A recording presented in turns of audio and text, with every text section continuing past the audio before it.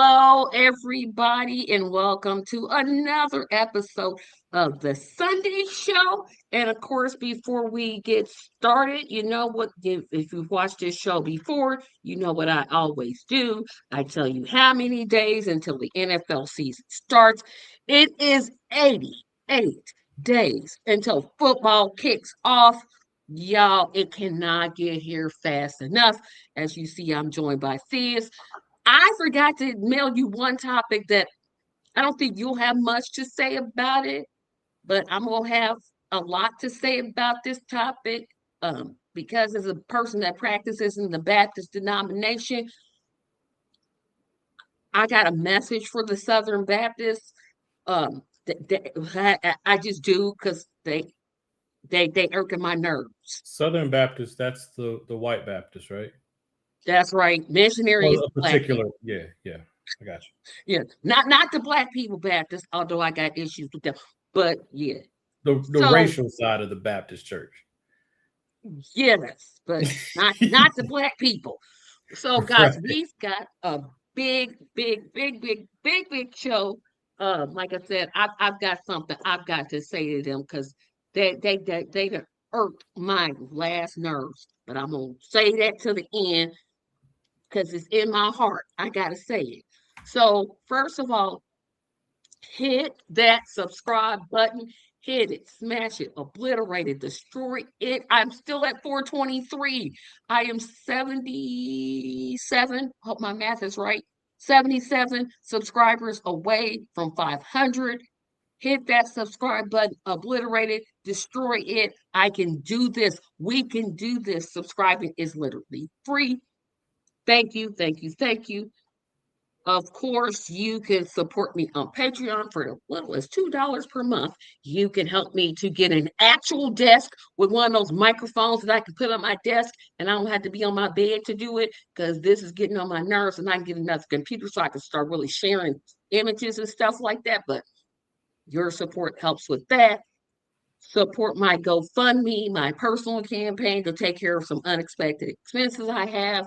I appreciate it. And finally, you can contribute to the First Baptist Church North Drama Camp taking place this summer. We're excited about that. So, Theus, how are you doing today? Oh, I am doing great. I am on cloud nine at the moment. Reason why I came right up to the line on being able to join is my wife and my girls. So a little background on us: we don't cook in this house. All right, it's rare that anybody cooks anything. So they surprised me with a full home cooked meal, and Oh, they made me stay downstairs in the man cave all day, and oh. yeah, so And I'm next week is feeling great today. Father's Day, but not, they gave you an early Father's Day present. Yeah, because when Father's Day comes, the way my family is, we all get together on Father's Day, Mother's Day, and birthdays. So it'll be shared when we do things on the That day. is so nice. That is so nice. My day, it could be better. It could have been a lot better, but I'm still here. I'm still fighting. I'm still in it. So I'm gonna actually let you pick the first topic. And remember, Southern Baptist, that's last. I'm definitely saving that for last. But we got Trump's name coming off of the JFK Center. We got America was allowed the soccer tournament. Israel was in the tournament, but somehow Russia gets banned. Oh, I want Russia to was talk about, banned. yes, Russia was banned. Oh, Um, this one, well, you don't like football, so I don't know how you feel about basketball. Apparently, some team named the New York Knicks won the NBA yeah, championship. they won a basketball game. Yes, and they decided to destroy their own city. And then um, I want to talk about the Carmelo Anthony, Cyrus Belton, the blackout, all in one kind of big, huge topic. And then finally, I'm gonna go off on the Southern Baptist because again, they just done irked my ever loving nerves. Yeah. Well, it's a toss up for me because if like let's get the ones that don't really much matter to me, completely don't matter to me out the way because that would be either the Knicks winning a basketball championship. It's just don't, it's like, okay, great. I mean, that's a big deal for the team. I've never understood fandom. So I don't, and then the other one would be the World Cup thing. So I guess if you don't mind, I can hit them both real quick because they're both kind of quick for me. The Knicks winning the game.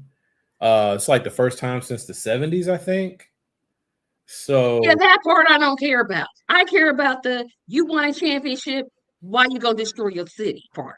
So I don't know. I haven't seen any coverage about destroying, but there's always some property damage. And because, pardon me, because of my political and social leanings, I don't feel anything whatsoever for destruction of property. So this is what they do. College is when the college championship happens, it does it. When the Super Bowl happens, it does it. When it's just people get overly exuberant in their celebrations, and it's almost like a challenge. It seems to where we got to do it too. Is there opportunity to do it too? I think it's stupid, but I don't really care because the people who are doing most of the damage don't own any of this stuff anyway. And this is a new angle. I didn't even think about it until just now. I really, really don't care as much because the tickets to watch the game were so expensive and so inflated that the real fans, right, your Joe and Mary who done it in New York, couldn't afford to go see the game. They had to sit outside and watch it on the Jumbotron or watch it on TV because they couldn't afford the tickets. Only the rich people could afford the tickets. So, yeah, tear it down. Tear it all up. I'm good. Oh, I sure got a whole different opinion of you. And y'all know I give no cares about basketball. Last basketball game I watched, literally the day that Magic Johnson retired was the last time I watched a basketball game. So it's been 33, 34 years. Yeah. And I I have stopped not following watched it a when Kobe retired. I basketball stopped game. following it at all. So I don't care. I think I care about the destruction because I can never understand it. So I'm going to put this in football context. When the San Francisco 49ers win their sixth Super Bowl, I guarantee you I won't go burn something. I can pretty much guarantee that's not going to be the way. I'll get some 49 fans. Of course, I'm not in California. I'm in Indiana. So I'm, far away. But, we got our own little Indiana 49er club. We'll just all get together and we'll celebrate. They'll have some drinks and we'll have some fun and we'll talk about the season. Burning stuff is not one of the things I'm going to do. You wouldn't do it anyway. Like there's literally nothing on this planet that I can think of that would move you to go and set something on fire. No, there's a couple things I can think Oh, yeah. of. Like the building being owned by the KKK. What that building? might get me any building. Oh. I mean, I probably wouldn't do it, but I'd be thinking, like, how can I do this and get away with it? Like, how can I do this, have a clean conscience, still go to church and not repent? Yeah, I would. You're probably right. I probably wouldn't. But there's nothing in me. And I think it's called the mob mentality, right? You see one person do it, then you got to do it. Mm-hmm. Nobody stops and thinks, gee, we're setting these cars on fire. Why don't we stop? Why do we not sit here and think, gee, let's just go to the bar and have something to drink? Because nobody drives in New York City anyway. They're all taking subways. So nobody's going to get drunk and go out and drive. That part's good because they have subways. They can't think, hey, gee, let's just have a house party with chicken wings and some alcohol, whatever it is y'all drink. Because I don't drink alcohol, so I don't really know like that. But have some sodas or chill. Nope. let's go burn something because that makes sense. Yeah, so you're right as far as like with the mob mentality. So the mob creates its own energy, it creates its own identity and everything. So the individual very easily gets swept up. That is the case that Jan 6 people were making, and that, people got swept up. That is the case that racists who would go to a lynching party just get caught up. That is the case that it's just always the case that people use that, or like you're at a Trump rally. I'm using a lot of Trump analogies, but you're at the Trump rally That's when he where it works said, the best. beat that man up and carry him out of here. In my day, they would have beat him up and carried him out. And that's exactly what they did. The mob first always resorts to the lowest common denominator and is predisposed to destruction. So that's how I think it gets swept up. And like in football, you might not see it as often, but what they do in football, which is a tradition in many cases, they rush the field Yeah, they rush and the field. and they try to pull the goalpost about the ground. That's in college. So You do not see that in the NFL. you not see it You in do the not NFL, but see. I'm just saying, but like it's the mob thing. It's fandom, it's group think, it's all those things. But I don't really, once again, I don't really get into that too much. But like on a level, I'm actually low key, even though I haven't seen any coverage of it, I'm low key happy that they acted a fool, because I have very little value placed in physical items. So a building, a car, a street lamp, I don't care. But somebody can get hurt though. They could, that is true, and I care about that part. But I don't care about the image and of Yeah, they things destroy a car. burning. And It's the car. Like, I don't care. It's the car. Long as the well, person in it. right, but you don't like what it displays of society who's doing this, right? Yeah, Um, because and, I'm and like, yeah, and I get that, but it's just like, because I'm pro burn some stuff up. I just think you should have better reasons for doing it. I don't think this is a good enough reason to do it. But it's all insured, and it was largely expected by the city, and people are going to get paid to clean it up. So put some money in somebody's pocket. If you don't want this to be the case, and you need to police these events the way you police social uprisings and things like that. So since you don't police this, you get this behavior set. So I feel nothing. just wonder. I'm like, there's a whole lot of things I'm going to do when the 49ers win. And that's just like, well, let me just go burn my car. I'm just like, Yeah. not like I'm not thinking that. I'm thinking, oh, get some chicken wings, some celery sticks, some da da da da da da. Let me go. Okay, so we're gonna move on because I got to show. I think the second thing you said you wanted to pick was the Trump sign coming down, and I got some No, I video to said share. the World Cup thing. Like I didn't Oh, the know. World Cup. Yeah, I Okay, didn't know Russia got banned, and I looked it yeah. up, and they got banned because of Ukraine. So Russia invaded one country, which is bad, but Israel has invaded 6 or 7 countries. Yes, and they're in it.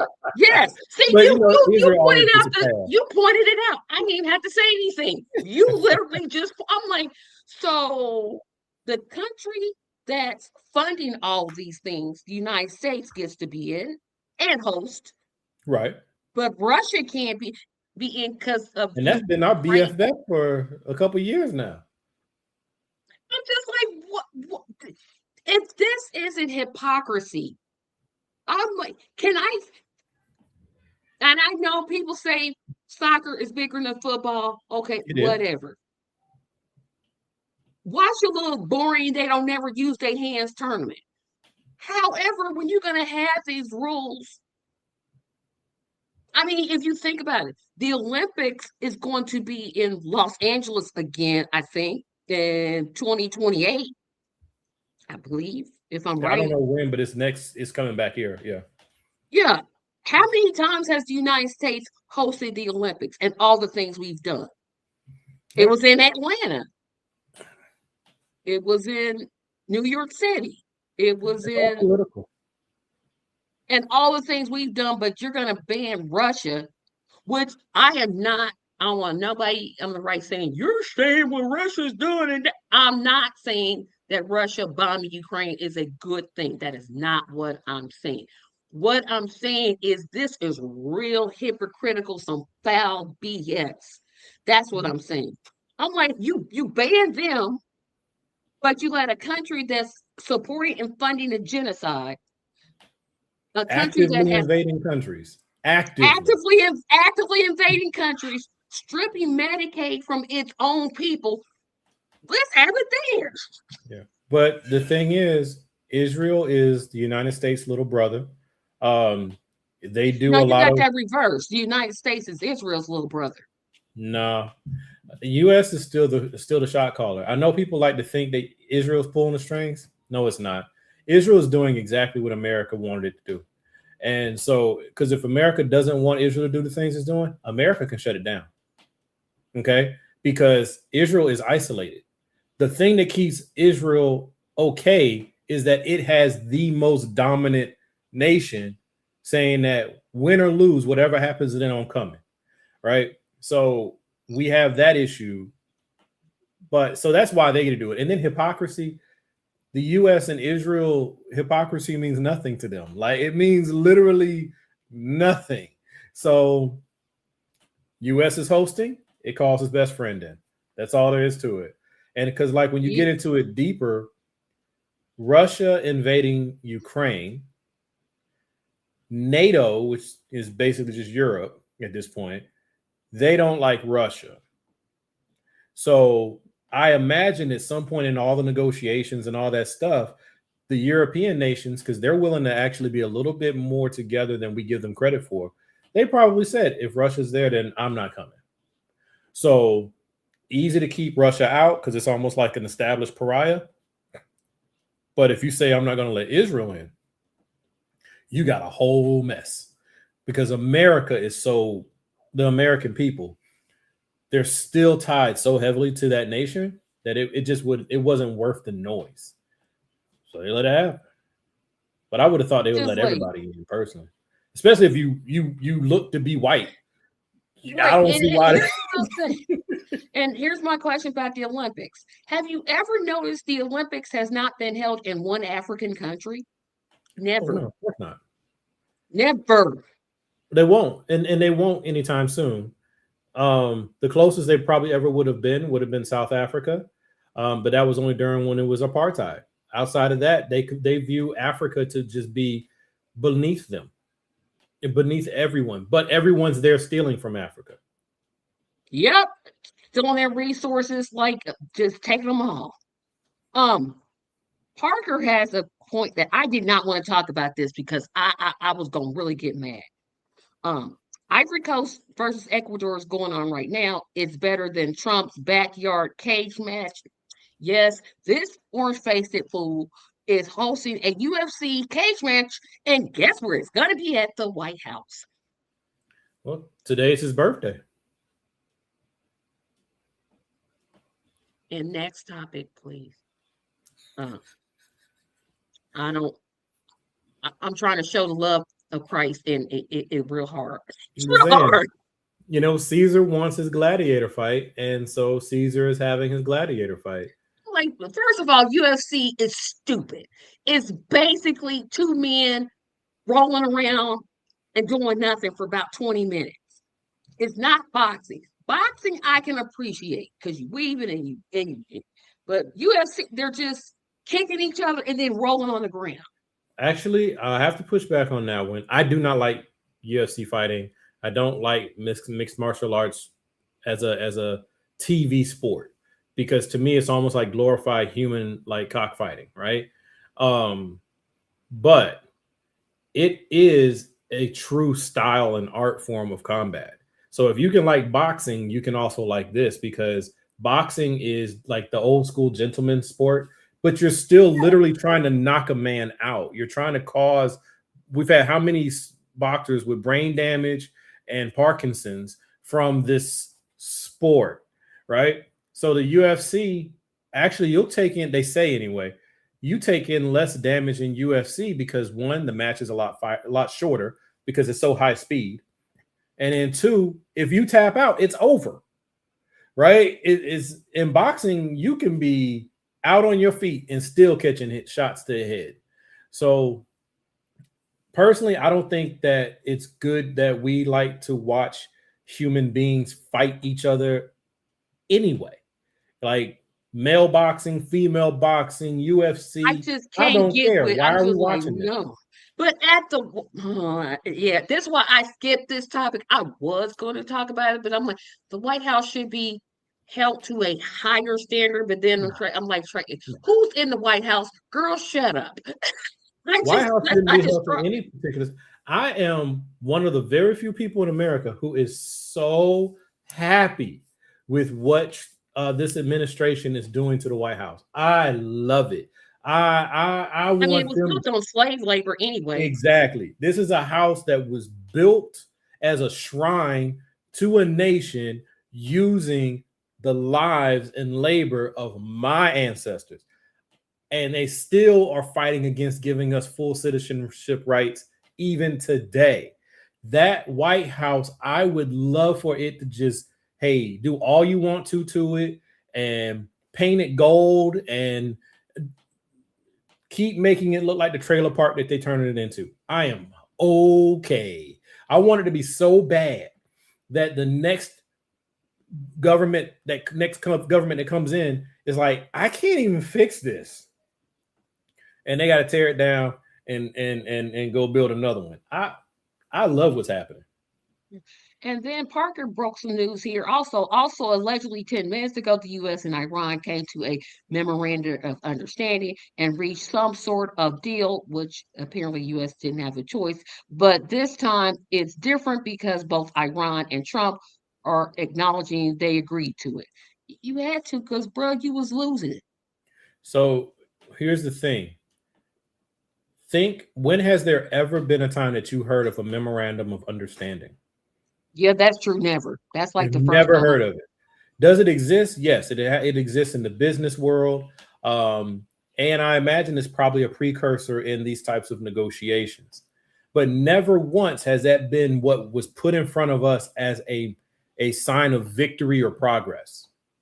So we didn't get a ceasefire. We didn't get a truce. We didn't get a concession. We didn't get a surrender. We didn't get any of those things. What we got, because a memorandum of understanding is literally the equivalent to the agenda on a meeting. It means nothing. So they still fighting. They still, Yeah, that's like, well, it literally, it means nothing. But because we have been, in a major media is who I blame for this, because they've been spoon feeding us this term to get us used to it, to where we would actually consider it to be something. It's nothing. Until you say that we have come to an agreement and the war is over, the strait is open, and here is the restitution, and this is what has already started to happen, none of this matters. Yep, that's a good point I didn't think of. Because I'm like, well, we got to stop the killing. But of course, we also had to stop the genocide. But I could talk all day about that. But I want to come to this portion of happy news. Happy news for me. Trump's name coming off of the JFK Center.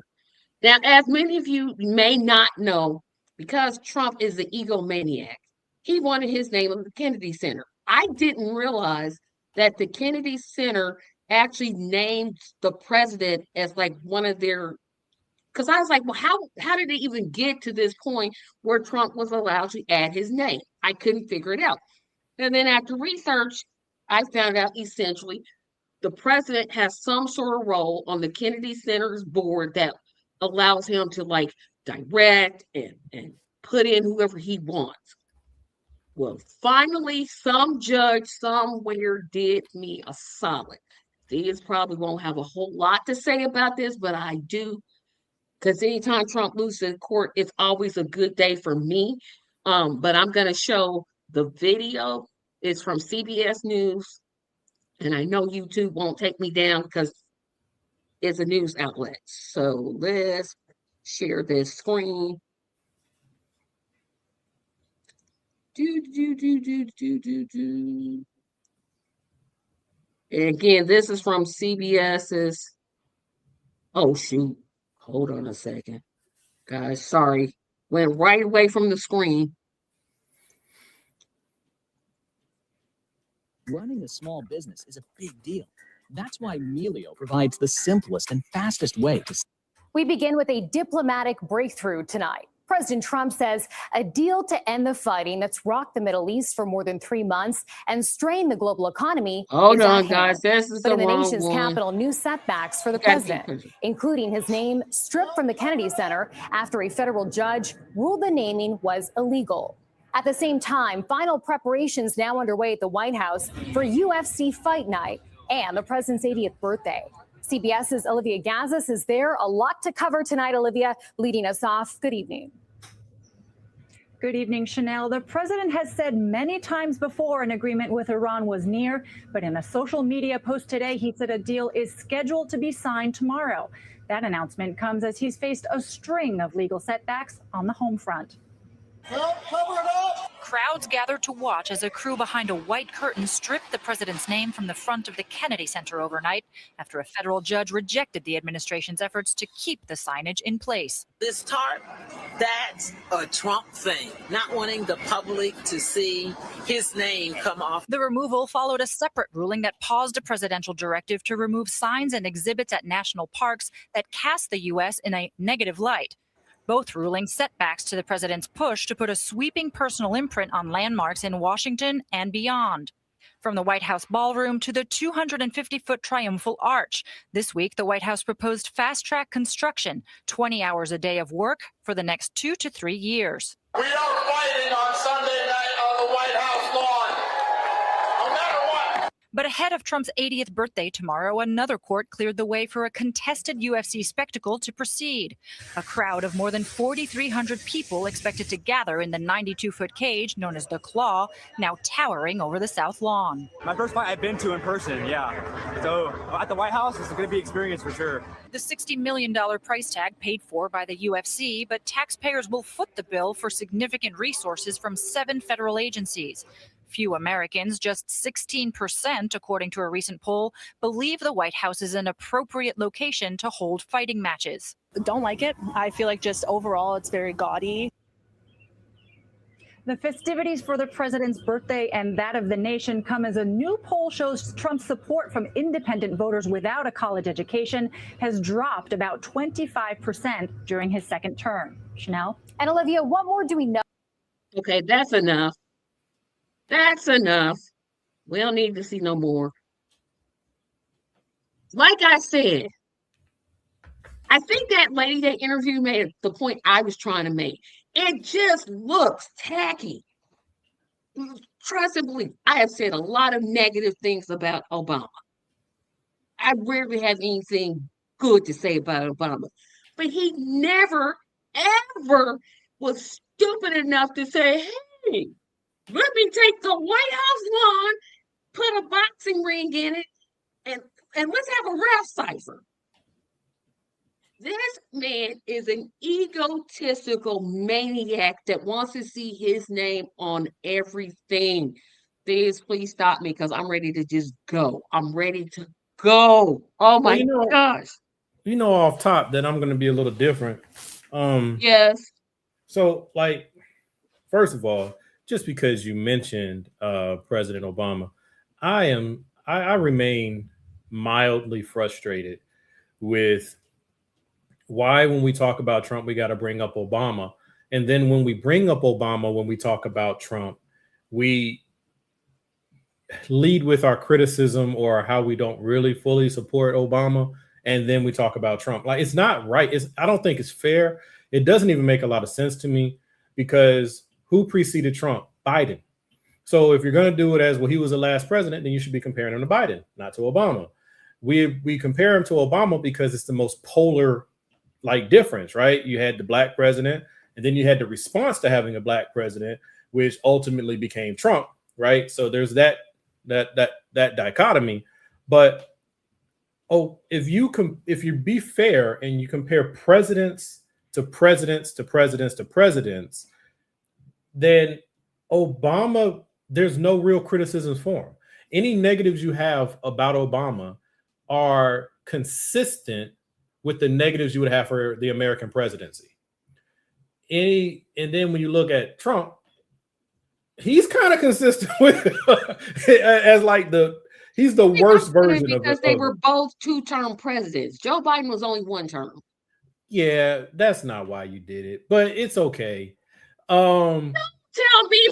I can tell you. I can tell you that's not why, but it's okay. But either way, that's that part. Like anytime somebody takes a swing at Obama, I usually have to say a little something because it's just like it ain't really necessary, you know. But then we look at the Kennedy Center. All right, this man thinks because he had a couple cameos in a few movies over the years and was on The Apprentice that he is the epitome of acting history. So he goes after the Kennedy Center because the elites that control the Kennedy Center, because really the Kennedy Center is like first of all, it is a shrine or memorial to JFK, but it's run and it's the venue, like the acts that are there and all that is really catering to an elite crowd. And it's an elite crowd that never has accepted Trump. So he's like, this is how I'll show you. I'll put my name on it. It was illegal when he tried to do it. Right now, technically he can go in and he can change the board members at the center. And then as long as they say change the name, then you can change the name. But he didn't do it. He just said, change it. So the courts finally are making him take his name down. I do understand why a lot of people are like, any loss that he gets is a loss worth pointing out. I get it. That's me. Yeah, I get it. I know it's petty. I know it's like short-sighted, but dang on it, I felt good. I don't know if I would truly call it petty because he's doing so much damage. To me, the damage he's doing is not all on him. It's on the people who support him. And that's who I want more people to be more upset about. But it's easier to focus on one person than it is to focus on 300 million or 100 or 70 million or whatever it is. Cool.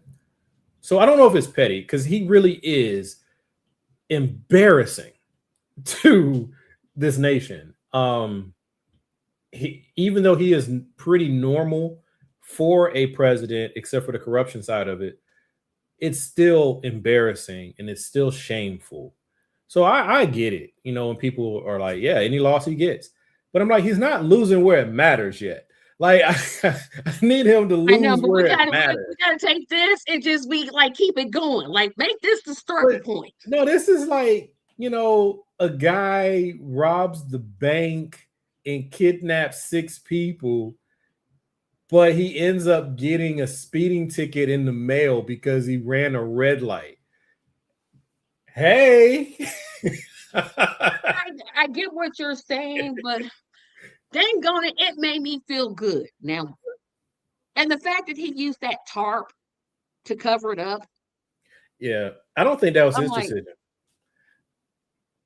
Oh, I do. I think it's the media, and I think it's the people who surround him they're like, if we don't want to upset the emperor any more than we have to, so we're going to put the shroud up. They'll say it's for safety reasons, right? Control the dust and whatever they'll say. But the reality is it's embarrassing that this has to come off and they don't want a lot of the coverage. And so this is what we get, you know, but I hope people are aware of what happens next. The Kennedy Center is going to continue to be closed. It is already in disrepair and needs renovations. He's not going to okay it. He's not going to okay it. Yeah. And so it'll be on probably the next Democratic president, perhaps, because let's say a Democrat comes next. they're going to have so many things that they're responsible for addressing. This might not raise. You know what I would say? Here's what I would say. Them Kennedys are not poor people. That's not a poor family. But they don't own that building. Why can't they still they could start a fund, like a foundation, and say, hey, we're gonna I agree. It's got your granddaddy on it, but who's granddaddy? I mean, to the Kennedys, like that's your granddaddy. Oh, I was gonna say, but I mean, RFK, he's what, still head of the seat. I was gonna say CDC so bad, and that's not right. I think he's a health and home. He's from Health and Human Services. Yeah, but RFK is disowned by that part of the Kennedy family. You know, so I don't know. Yeah, I'm like, y'all Kennedys, y'all got enough money. Start a foundation, get it repaired. Because you know Trump, he's super. This man is. You think I'm petty? Like I say, I'm petty. He's maximum petty. He takes petty and he just takes it up to that next petty level. Like there's petty, like you get me, I'm gonna get you, but he goes petty for no reason. Whoever set this up to make the president a part of this decision making, that was short-sighted. I'm like, y'all really, what was y'all thinking? You never saw down the line to think, gee, a president could do this. So you just thought, oh, put the president in there. No, I think it made sense. I think it made sense because every president in modern history, minus this guy, has taken their role seriously. So there's no way you would have gotten, because it takes both Congress and the president to do the kind of stuff that's happening. So you would have to. Yeah, but he don't care. He just does it. Right. So nobody in power cared enough to plan for this kind of person. And what makes it even worse is this type of person was president for 4 years. The guy who followed him didn't try to fix any of this, close any of the loopholes. He didn't try to curb the power of the presidency. Biden didn't choose to do none of that. So if people who didn't even know a Trump exists didn't plan for it, and then the guy who is suffering the consequences of this man doesn't plan for it, who's gonna? Yeah, I'm just like, y'all didn't think something like, see, I guess I'm an over planner because I'm thinking, yeah, this could literally happen. You could literally get a dimwit in office that's a narcissist, misogynistic, xenophobic person, and you're gonna put the president of the United States, that's a head of a military, a head of a performance center.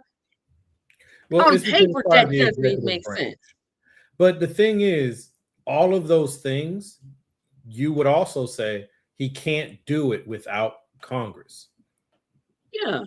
But Congress hasn't done its job in 20 years. They sure haven't. Now you got, I would say 40.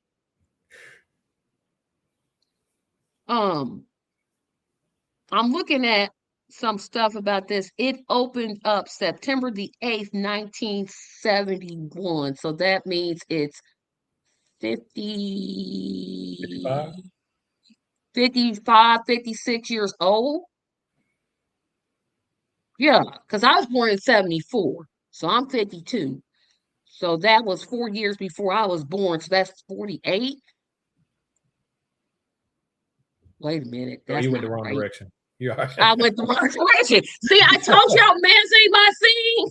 Math is not my thing. But I mean, hey, it was in memorial. It's a memorial. It's no different than the Lincoln Memorial or the Washington Monument. It is a memorial to a fallen president. And here we go. You know, it's like, it's just. Yeah, listen to who the trustees are. Now, this is where I was like, they got honorary chairs. Now so they have honorary chairs. Melania Trump, First Lady of the United States, Dr. Jill Biden, Michelle Obama, Laura Bush, Hillary Rodham Clinton. That was the honoraries, so they don't really hold any powers. Yeah, it's the first But wife. then you get, yeah, those are the first wives. Okay, that's customary. Although if Kamala had won, well, then her husband would have been, well, never mind. Okay, so Right, it would have put the okay, husband on. Yeah. yeah. So now you get to the Kennedy Center Board of Trustees. President Donald Trump, chair. Mhm. Jennifer Fisher, vice chair. Sergio Gore, secretary. John Falcone, treasurer. Elliot Burke, general counsel. And then the president gets to appoint his board. There's 36 Let's, members. yeah, I'm like, look at all these names. I'm like, nobody said anything. Well, they're there because of him. Yeah, I'm like, wait a minute. And that means like if I put you on the board of this, that increases your profile, even though it doesn't really make you any money probably, but it increases your profile. So now you're going to be on some other boards too. Yeah, I guess.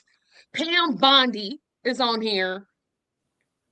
Elaine Chao, and if you guys don't know who Elaine Chao is, she's the wife of Mitch McConnell. That's Mitch McConnell's wife. Kate Addison Hasselwood, Sherry Summerall. I'm like, why don't they just say, hey, we got genocide Zionists on this list? Because everybody I'm looking at, I'm They all like, agree oh with my, what?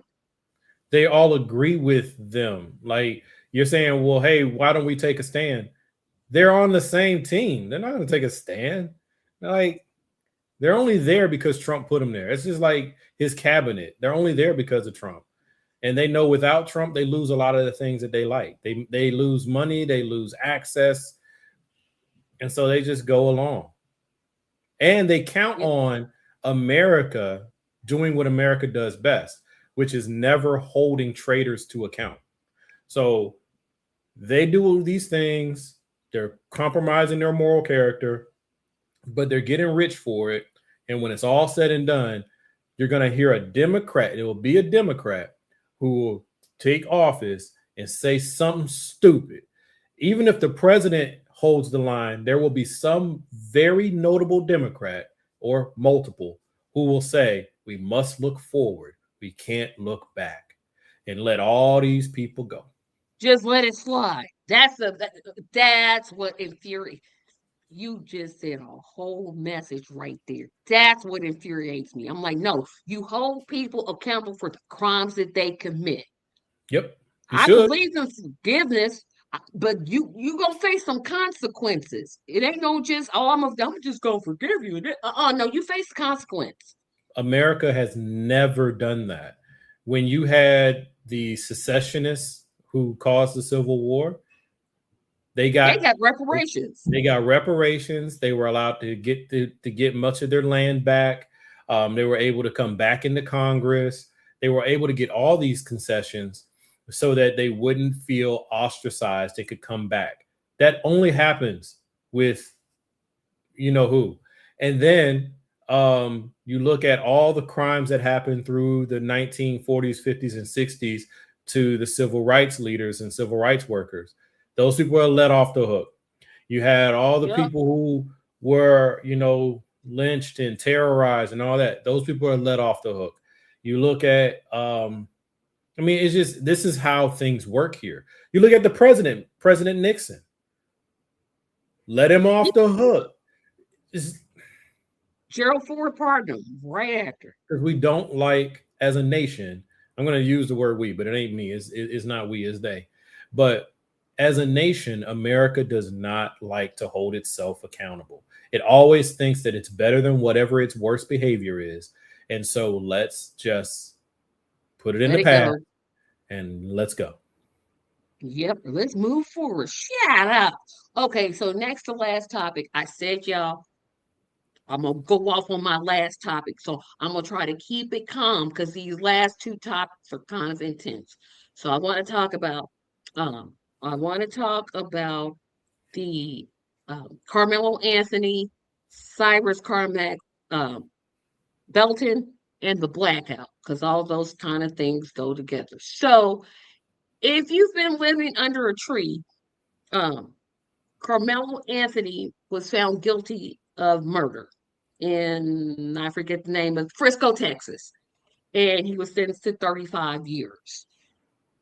They could have went manslaughter, which is what I thought they were going to go with, because he did. They could have acquitted him because it was self-defense. They could have acquitted him, but I don't think they put that on the table. That's what was making me question. I get it. I'm like, but we black folks, this young man was railroaded. Manslaughter is the least they could have done as far as what they chose to do. Yeah, they never should have convicted this man because it was self-defense. I'm not saying I disagree with you. I'm just saying they wasn't given that option. I'm just saying the option they was given. That's all I'm here for. I'm not a news reporter. I'm just telling you what I know. So they weren't given, they would give manslaughter and murder. They chose murder. And then and I forget the town in South Carolina, Mr. Belton, that was a child. Cyrus Belton was murdered. And his killer, because that's what he is, was found innocent. The strange thing about that, I didn't realize his attorney was black. I did not realize Mr. Child's attorney was black. Okay, what does that mean? I know, I just didn't realize it because I thought, oh, well, that's kind of odd. Because that attorney he's been getting hate mail and that's because people are stupid. Look, the attorneys, unless you can find the corruption angle, which we can easily point at in the Rittenhouse case that we all remember, and in this Carmelo Anthony case, it screams of high heavens of improprieties and corruption, right? But in a normal court situation, the race of your attorney just doesn't matter. I'm not saying it does, but I'm saying the man has received a lot of flack and a lot of threats. Well, that's all I'm saying. If there's one thing I can say for that black attorney, don't worry, bro. Because one thing you know about us, we ain't gonna do nothing to you. That part is true. But I think the thing that surprised me in the child case is nobody mentioned that wasn't his first time shooting someone. There were 3 other prior convictions that he had, and he was allowed to walk free. And it was never brought up by the prosecution. And that started me thinking, I'm like, did the defense throw this case? Did the prosecution throw this case on purpose? Because it didn't make sense to me. You know, if the prosecution is trying to build a case that this man is guilty of murder, well, you have to bring up his prior records. He had 3 prior incidents where he had shot people. One was a robbery, one was where he chased down someone, and another was something that had to do with a car. I forget the incidents, but they didn't bring it up at all. I'm like, was y'all trying to lose the case, or just like what? I don't want to throw out conspiracy theories because I'm not a conspiracy theorist, but it had me thinking. Well, I need to bat that one down then. And this is something that I encourage people to just, whenever something this serious comes across and it upsets you. And please correct me if I'm wrong, because that's what I'm saying. But when these things come across and they upset you, it's important to do a little bit of double checking, because what you'll find is that you're getting a partial, right? So just from a quick search on this Mr. Chow person, he didn't have any prior criminal convictions. He did he was involved in 3 incidents. He had prior shooting incidents, but he wasn't convicted of committing a crime. So even in normal cases, they can't bring a prior case forward into this case. They have to treat each case by itself. So him having prior infractions or investigations wouldn't have come in anyway. The judge would have said it was inadmissible. Now, we as a community, that should paint a pretty clear picture for us that this guy's trigger happy. Okay. But as far as it not coming into the case itself, it wouldn't have come through that way. I mean, perhaps I'm not an attorney or anything like that, but I mean, perhaps the way you would come into it is you start going into his thought process to elevate the fact that this man thinks that, you know, lethal force is the solution to all things that offend him, right? but that's why you didn't see it. Yeah, Come because into that had me thinking, I'm like, y'all didn't even bring that up. Like, you didn't even think about it. So thank you again for the correction. But the Carmelo case really had me on struggle street because I knew it was going to happen. I knew they were going to convict him of murder. I just knew it. But I was still, I've lived in a place that I did not want to live in. And that was, I started to have hate. And I don't like that. It's not something I'm not used to living in that space where I was just like, hey, if you're not black, don't talk to me. That's the way I was feeling. And that's not a good feeling. It's not right. It's everything that I was shunned against, right? But the feeling was still there. And that's because this was so clearly self-defense. This was this there was no question in my mind. This was self-defense. Carmelo did not go there with the intention. If I understand murder the way I understand it, was murder he would one. have You had had to to plan for it. murder one, he would have had to have an intent to go to that tent and to kill Austin. That wasn't there. It Mhm. wasn't there. And so when you take into account that they threw away black jurors and they had they threw away the one I could kind of understand where he said, oh, well, I can't convict the brother. But then they was trying to say, oh, well, that's all of the black people. No, that was that one black juror that said that statement. But then they turned around and dismissed the other three because one was an educator and they said, oh, well, it wouldn't be right to have an educator because they were school-age children, but yet they had a beauty school instructor there. That's an educator.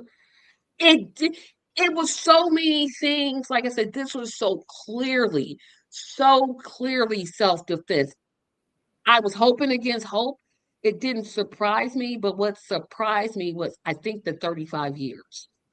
I thought, well, if they convict him, they'll give him like 3 years and then that'll be dead. I mean, I agree with you. He should have been acquitted. It was definitely self-defense. But I thought if they're going to give him time, I would have, my least hope was manslaughter. But they didn't even wait. Because usually when there's a conviction and you come back for sentencing, there's usually some time in between there. They just went right to it. It, jump in with that because I'm spattering and I'm just not getting my thoughts clear. No, I get it. Um, and you were on the last, you were on my show with me when we kind of touched on this. So my admonition, my criticism is not on the trial itself. I've intentionally not paid attention to the trial itself. I am frustrated, and my criticism is directed towards people like me, you, and anyone else who is saying that. I mean, I'm not saying it, but I get it where a lot of people are saying like all these things that are standing out, you know. Um, and I'm like, guys, Trayvon Martin, how is that not enough for you to see what was going on? Alton Sterling, Breonna Taylor, Yeah. Tamir Rice, right? Person after person after person after person. George Floyd, okay? They didn't give Derek Chauvin murder one. They gave him a series of other charges that were like starting at like manslaughter and third degree. So I'm saying this because what people are dealing with is what is called cognitive dissonance. And when this happens, it's uncomfortable, it's painful, and on one level, for many people, it's scary. It's scary because one, it triggers a feeling of helplessness, and two, it triggers. It's almost like a door. You see a door now, and you know on the other side of that door is choices and accountability that you don't believe yourself to be ready for. So instead, you stand on this side of the door and you say, I just can't believe this happened again. It's not that you can't believe. You refuse to believe. You refuse to look at it. You were saying you could feel like the hate that was coming up. You're right. That's not a good place to be. But I personally believe it is a good place you have to go through. Yep, you do have to go through it. I use this. I had a conversation with a former Black Panther as a mother many years ago. She was at my desk when I worked for a financial institution. And we were having a good conversation, which, we're not supposed to do that at the bank, but, whatever. And she said to me at one point, you remind me of my son, except that my son is so angry. He's just starting to learn his history. He's just starting to learn our history. And he's so angry. But when I talk to you, meaning talking to me, you don't sound angry. And I told her, your son has to go through this. So I'm telling this to all of you out there who feel a level of hate, who feel a level of desperation and fear. And you're saying, oh my gosh, segregation is on its way back, Jim Crow 2.0. Oh my gosh, slavery might be right on the horizon. I don't know what to do, right? I need you to please, for the good of yourself and all the rest of us, look right at it. Slow down and really think about it.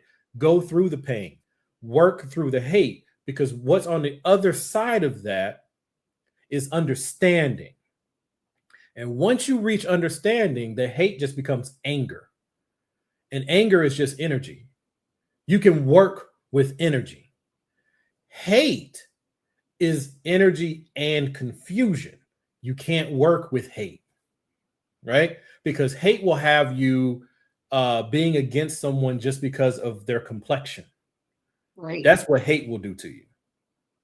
But anger will say, okay, based on your complexion, there's a potential for you to be this way or that way. Based on your behaviors or your words, I can point which one of the two ways you are. And now I know how to deal with you. So I need people to go through the anger. I need them to go through the hate. I need them to go through all the feelings. Go through it, because you're going to go through this and you're going to go through depression. And then outside of the depression, you're going to be ready to be of use to the rest of us. Because what we got to do, go ahead. No, I'll just say it's such an unusual place for me to be. It is. I'm not used to be in that kind of place. So you're right. You have to admit, this is how I feel. Yes. I'm feeling this. I'm feeling this as irrational. There's some rationality to it. There were rational. There really are people who want to hurt you, Tracy. Yes, right. And it was exactly. And they want to hurt me because I'm this color. Yes. And you're that gender. You got and double. I'm this gender. Yeah, I'm double. I don't like the word minority. I will never use the word minority. And don't ever call me a person of color. Just don't, because I'll fight you tooth and nail. I'm Black. That's what I am. But I'm double. I'm Black and I'm a woman. Oh, and I'm poor. Those three things I am. So I'm a triple. But those feelings for me, because I was reared in church and geared in church and born through church and operating through church, I was told that was wrong. And then through all of this, I realized, no, those feelings are very rational. What am I going to do with those? What am I going to do with this feeling of injustice? This feeling of we can't catch a break.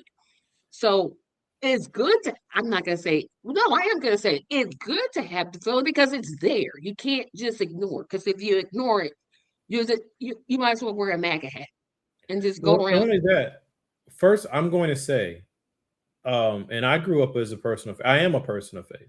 I'm just not, you know what I'm not. But we were all done a disservice. That training, I'm gonna call it training and indoctrination that we received, it's false. It's not in the Bible. That's not what the Bible teaches us. But it is what the Bible can support if you're willing to look at it through the lens of our journey here, right? If you are afraid of going up against a stronger, more violent force, then it's only natural that you try to find a path of appeasement. And that is one of the things that the Black church has taught us. We have moved into a path of appeasement. We will focus on being the moral voice of America, but we'll also take on this vow of poverty as we do it, because we are sold that poverty is somehow closer to God. That's not what God said. He said that the love of riches is what's going to mess you up. But he never said you had to be poor all your life. But either way, that's another thing.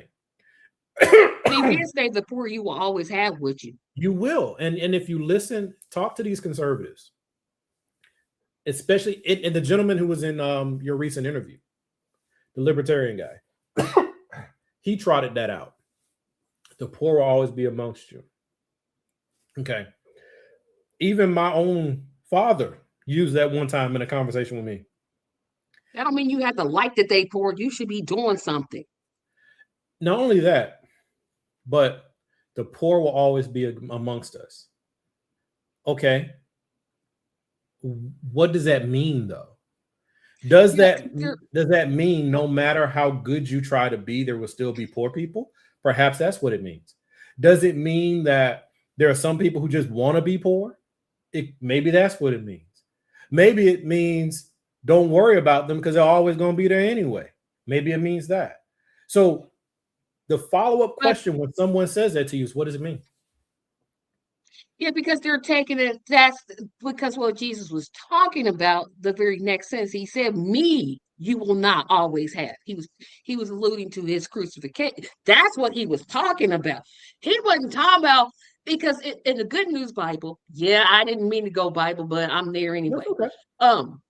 In the Good News Bible, it says the poor, they're going to be with you, but you should help them. Yes.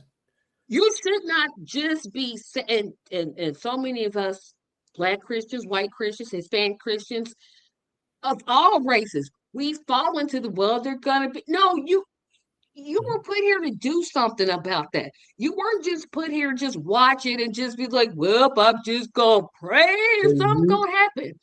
They No. literally have taken, what they've done is they've taken the spirit of the Bible, the spirit of the word, and they've completely inverted it so that it gets to the point where the Christianity that we know today is much more in line with worshiping the God we created as opposed to the God that created us. So, because I'm like, you mean you don't want to help nobody? Well, they might buy drugs. You know, it's not that they don't want to help anybody. What they're doing is a psychological trick. You've built a permission structure is what is happening. Okay, so I don't have to obsess over helping poor people, because no matter what I do, there will always be poor people.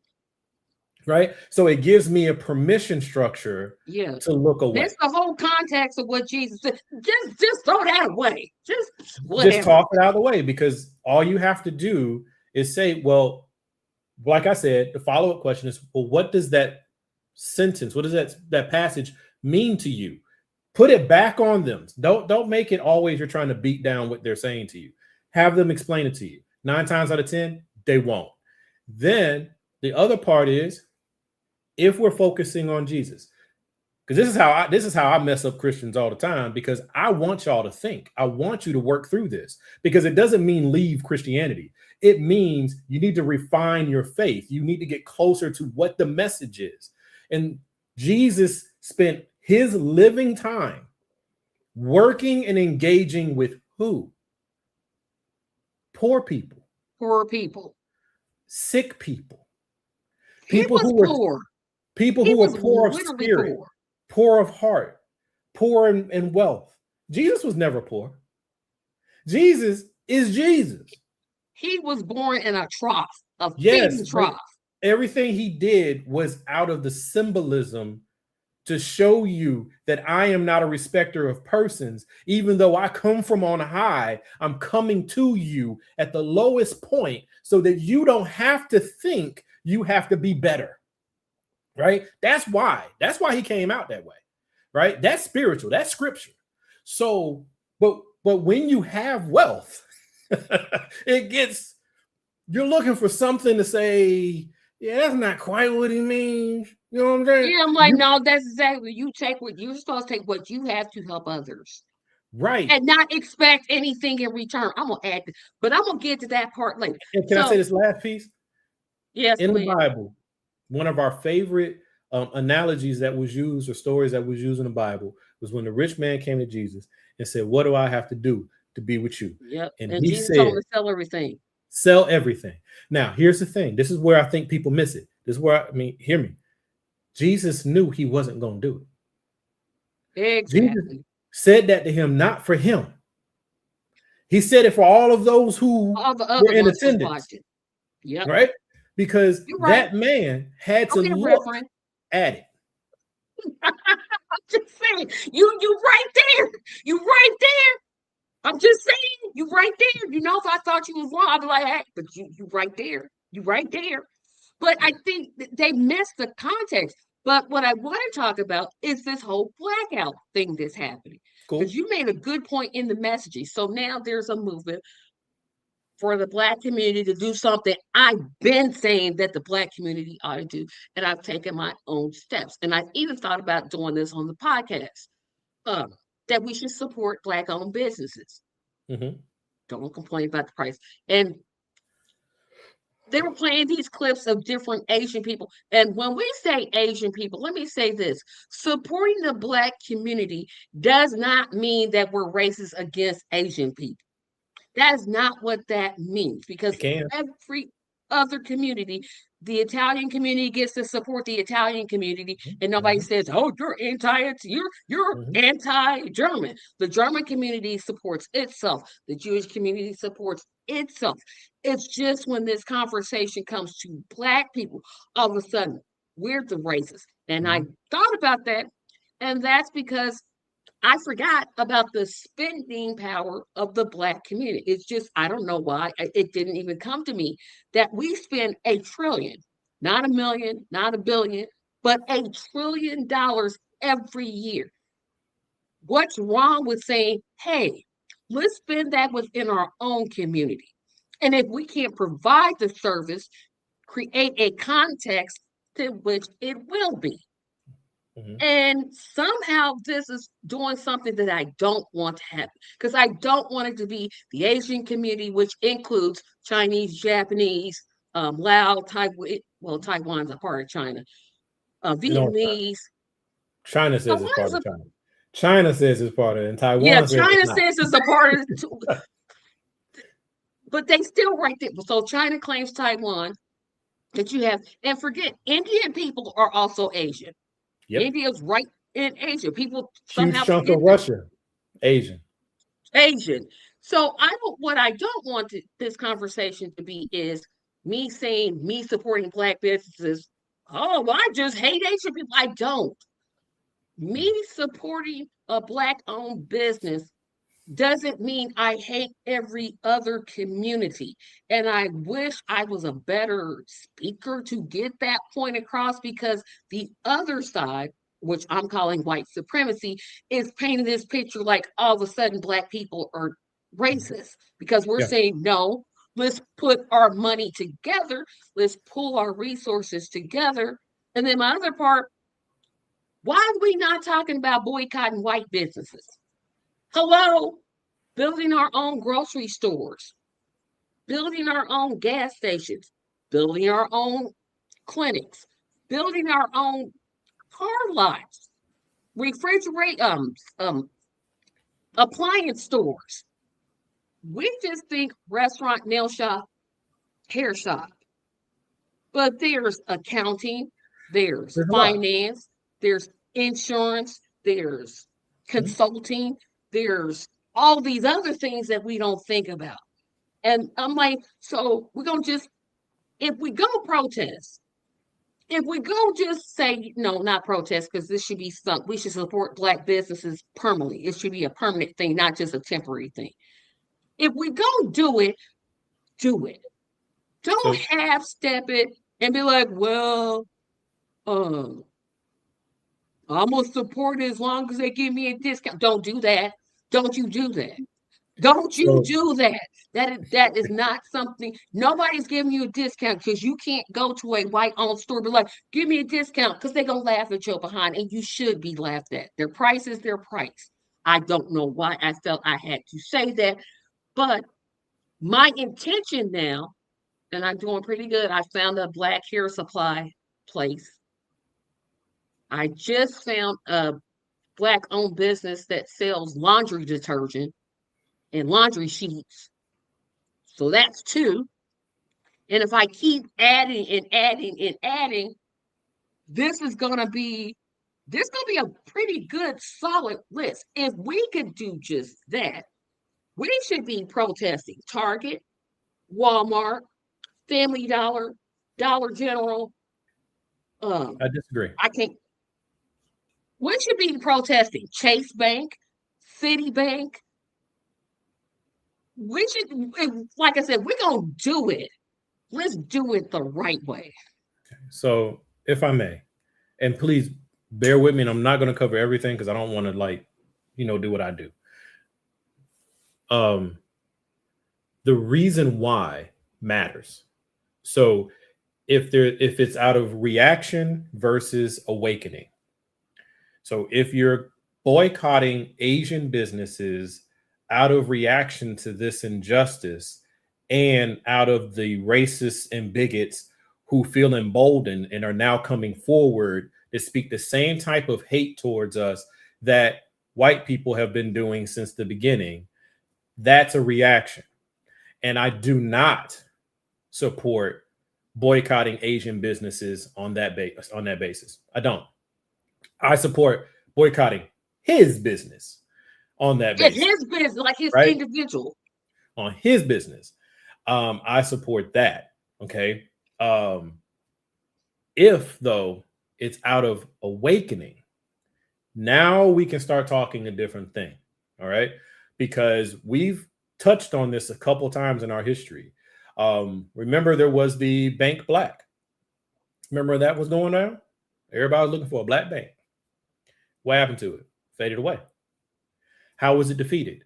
Because people started saying, well, even if you bank with the black bank banks with the big white bank. So you still banking with the white bank. And so it just petered out because they're not being given a consistent message. They're not being given the actual truth and information so that they can have a well-founded and well-rounded thing.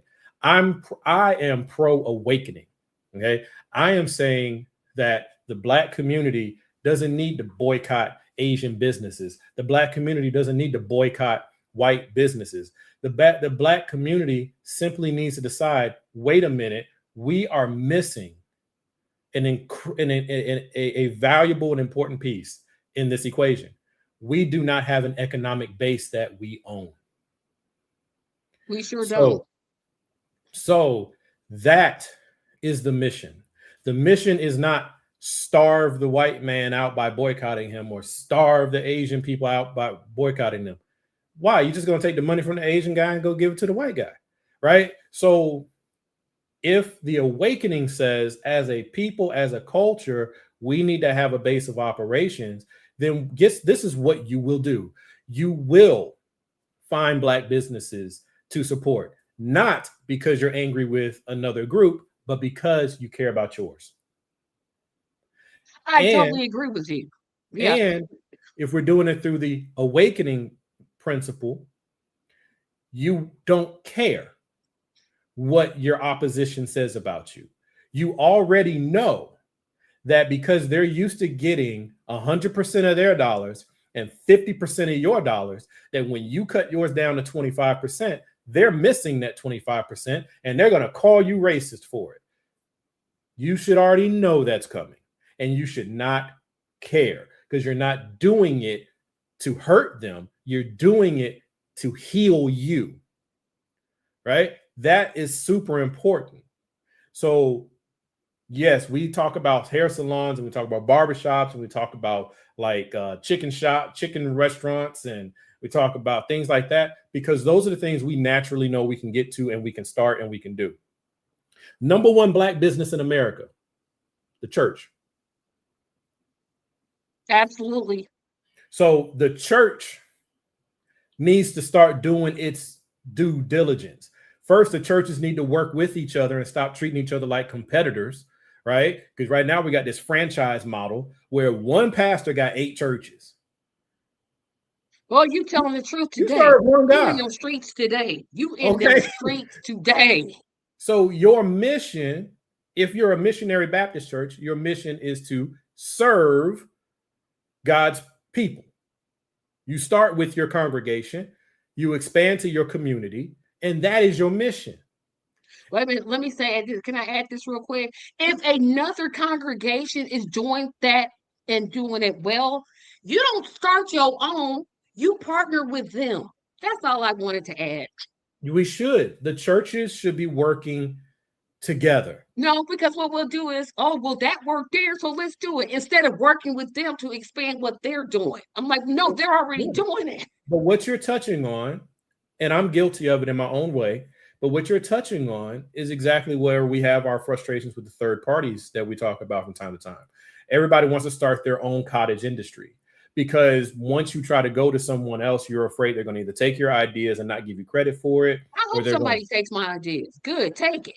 Take it. See, I have that principle as well over, let's say, if I have 20 ideas, I'm fine with 15 of them being exactly like that. I'm putting them out there as community property. Whoever can take it and do better with it, please do. Okay. But there are like 5 things that I want to do. Right. And I'll work with somebody else, but I'm going to go in looking at it saying, well, what American society has taught us, and it's no different in the church or out of the church, is see a fool, use a fool. So they will take from you simply because they're bigger and they can do so. But that's a side conversation. But what I'm really trying to get at, folks, is we can't, in my view, we can't look at this as we are reacting to yet another injustice. We must look at this as we will not get justice. It's not available. It's not out there. I'm telling it now.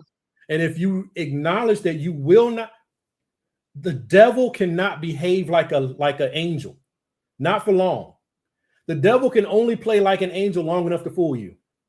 So if you know the nature of what you're dealing with, stop expecting it to be something other than what it is. Our court systems, we don't have any faith in that court system. So we can't avoid it completely, but we can do our best to raise our children and structure our society and structure our communities so that we don't have to deal with them. And if it does happen that they come and get one of our children because they got into a fight like this situation, then we send money and resources. We hire the attorney. We pay for the attorney. We make sure that attorney got so much money to take care of this case that we ain't got to work. The family ain't got to worry about it. And if you want to see how that works, look at what white racists do every time something happens. They flood that person with money. They sure do every single time. Don't know what time they don't question it. They like, what? Oh, how racist? The more racist they are, the more money they raise. And we should do the same, not because somebody is wrong, but because we know our position in the system. We know that Carmelo Anthony's family, no matter, I don't know their financial background, but I know they could have used a lot more money. So that's the kind of thing where the community, we have to work on that. And in order to do that, we have to build our base. We have to do it. And I didn't even go into the father calling Carmelo watermelon fella because I realized he lost his son. It doesn't matter. I know, but I'm trying to be more, walking that walk. But I was like, well, he lost his son. I can excuse it, kind of. No, he can have expressions of anger because he lost his son. Right, wrong, or indifferent, he lost his son. And I have an angle I'll share with you on that. But if you choose racism as your way of lashing out, that is you. That is Oh you. no, that's him. I agree, but I'm like, well, I can kind of see. I'm You not come at me with a excusing it, racist but I thing. can see. Mm-mm. I can understand. I don't agree with it, but I understand. And I'm saying to you that that will always be in your way if you ever want to be serious about the things you say you want to do, because you'll always be trying to find a middle ground with someone you're supposed to be fighting right now. Wait until the fight's over. Wait till the fight's over before you start trying to find a kumbaya moment. Like I told Antoine this. Take right and wrong out of this discussion. Take it completely out. What has happened is a man lost his son. He will never see that child again. He'll never hear that voice. He'll never have that hug. There will be a hole in his life, in the life of his family and his friends for eternity. It is a horrible feeling. It is, no matter what the reason is. So what is that father to do? He will attack. He will use every resource at his disposal to get back at whatever he perceives to be the reason he doesn't have his son. It doesn't matter about right and wrong. So what does he have at his disposal? He has the DA. He has the judge. He has a family member who runs the prison. He is going to use all of it to weaponize it and get back. The criminal justice system is what is supposed to stand in the middle of that and stop him. But it didn't. But it didn't. And that's why we can't trust it. But what I'm saying is that man is justified for wanting to go after what took his son. He's wrong, but it doesn't matter. It's kind of like if back in the time of the Klan doing their rides, they would ride into the neighborhood. The sheriff would be with them with a sheet on, riding into the neighborhood. If you went and knocked off one of them and they had to go, they came with 5 and they had to leave with 4, they're not going to be like, man, we shouldn't have went in there like that. No, they're going to say, we got to go back because they killed Bubba. So I get it. I understand. So, I get where you're getting at, but I'm just like, well. I have no compassion. If you mount up to hurt me, I have no compassion for you. I'll deal with you on the other end. When we come to when you decide, okay, disarm, let's let this go, and we both agree to that, now we can do that healing stuff you want to do. But in the meantime, you're just setting yourself up to get hurt. Yep. So I want to move to the last topic of the night, and I'm about to go ham. This one is close. You don't have to put no, because I actually want your opinion on this as I'm talking. So no. A little background history. So the Southern Baptist Convention, thank you, is the largest Protestant denomination in the United States right now. They used to be there used to be, way back in the Civil War times, there was the Northern Baptists. They were more of your abolitionists. And the Southern Baptists split off from them because of slavery. They wanted to keep slavery. The Northern Baptists said, no, we're not about that. So they split. The Southern Baptists, and this is where it's going to get real personal, Baptists in general tend not to be open to women's roles in ministry. Correct. They will send women. Yeah. Traditionally, they will send women to be missionaries, to start churches, but they can't be pastors, they can't be prophets, they can't be elders. They just don't, we just don't get to extend to that level. For the past 5 years, there has been an amendment because let me go backwards. Every Baptist church is independent. So one Baptist church can have a woman pastor. Another Baptist church can have a gay pastor. That's how independent they are. But these churches have assimilated themselves into a group of people. So, like I said, this is what So for the past 5 or 6 years, they have had an amendment to permanently ban women from preaching. And this is where I'm about to really go off. I don't understand First of all, let me say this. Y'all trifling. I saw about a decade ago, they had made a public apology for slavery and they asked for forgiveness. They did. I'm telling you what they did. Because they also at the same time pushed all these black churches out of their convention. I'm telling you what they did. I'm just telling you what they did. And I thought, they're making some inroads. It's not perfect, but hey, it's a start. Then Trump got elected and they went back to being stupid again. And here's where I'm about to get mad. So y'all need to realize don't no woman need your permission to do what God told her to do. Ain't nobody asked you, ain't nobody need your permission. Don't nobody need your permission. Because when he says go, girl, you go. Don't you pay attention? And here's another thing that agitates me. Well, Paul said, don't care what Paul said. Paul did not die for none of my sins, not one of them. I'm so tired of Southern Baptists always getting them up there. Well, Paul said he wouldn't have a woman to teach.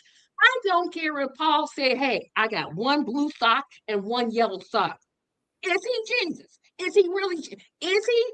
Because the way y'all acted, he is. And secondly, y'all need to be worried about the pedophiles. Yeah, I said it. The pedophiles is all up in y'all denominations getting thrown out before you start telling any woman at any time that she could preach anything. As long as she's preaching Christ, him crucified, resurrected, come back again, shut your mouth. I don't care. Nobody needs your permission. Nobody has to have you say, okay, that's it. We saying, we don't care. Be against it. You crusty old white misogynistic xenophobic idiots. You make me sick. I don't even understand. Like, what are you? You're a bunch of old idiots that sit around. Well, you're not called. Well, guess what? You didn't call her. She don't need you to call her. Hello. Who are you? Who are you? Then stop me because I can keep going on this. I don't even. Yo. Ooh.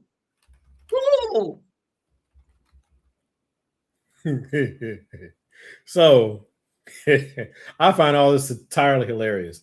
Because the Southern Baptist Convention only exists because of their pure hatred. So they exist on hate. I'm like, y'all ain't even you're not even talking about the tenets that Jesus taught. So automatically they're truly not Christians. Thank you. So could you say, oh my gosh. So what you mad at?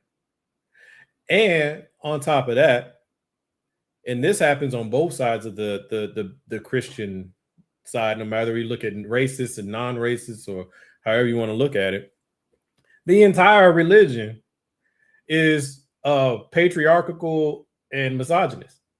Like, you're literally taught from knee high that the fall of man was a woman's because fault. of a woman. And that ain't nowhere in the book. I'm like, you do realize he punished both of them, right? He went to Adam first. If you would see, I'm trying not to. That's I'm trying not to, because this is if y'all don't know, my daddy was a pastor. He wasn't trying to ordain man woman. And I'm like, well, why? Because she a woman. I'm like, that makes no sense.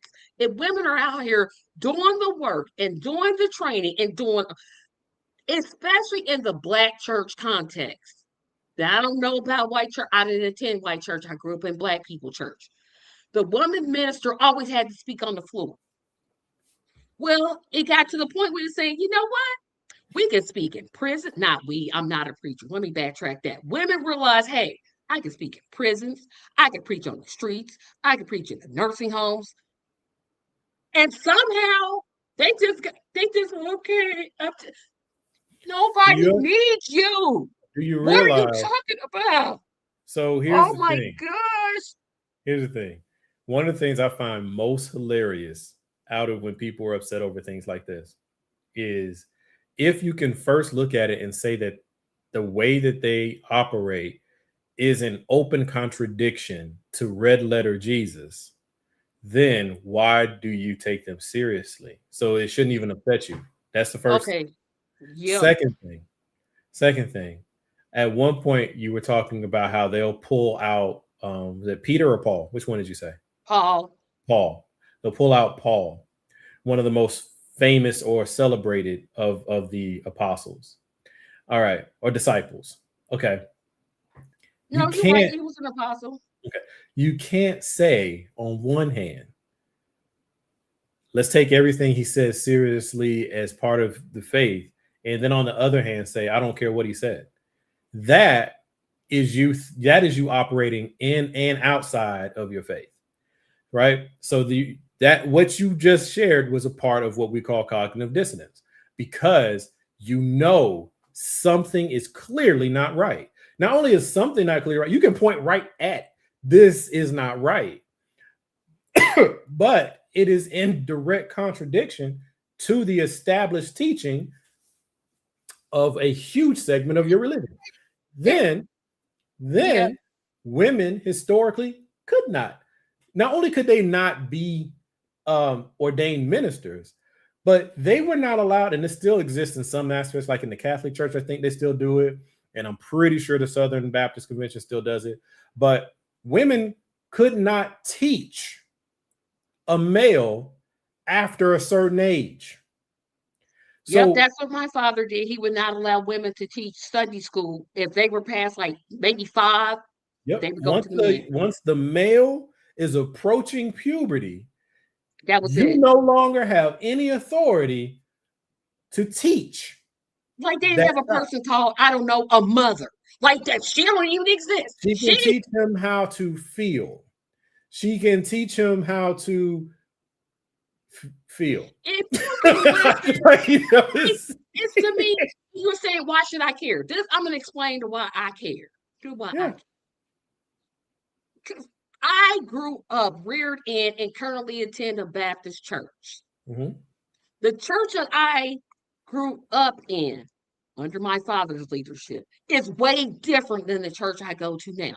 We are more accepting of women preachers in terms of the pulpit.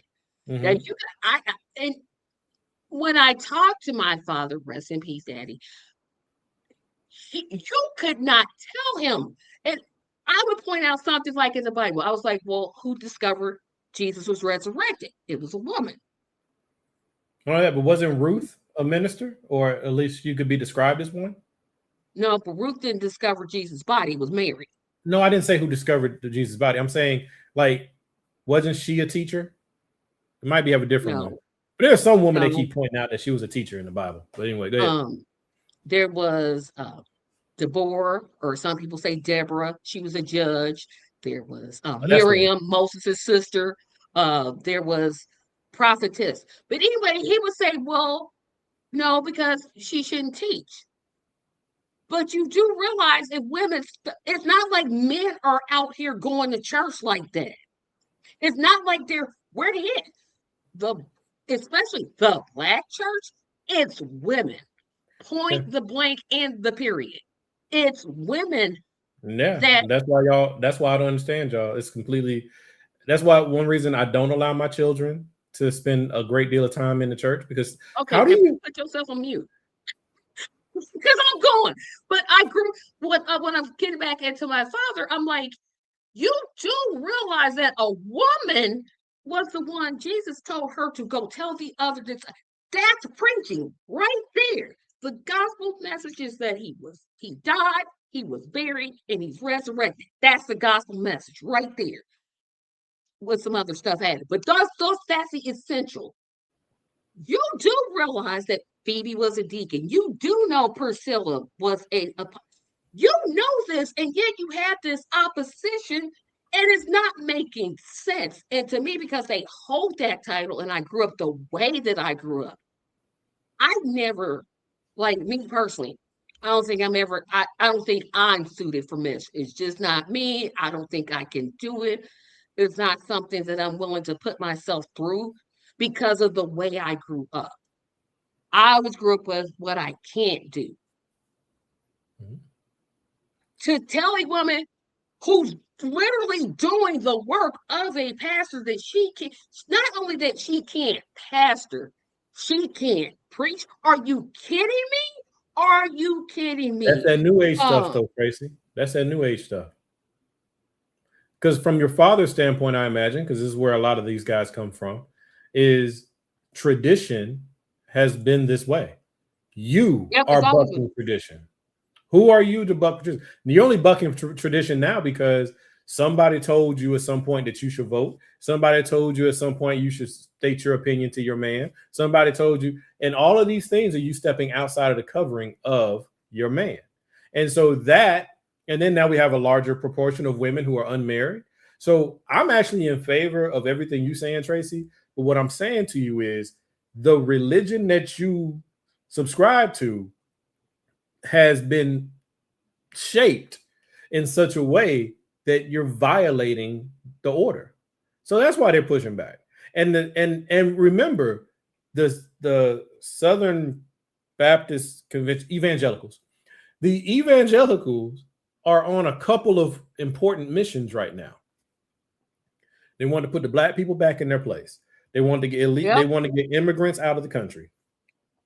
They want women back in the house. They don't want the women educated.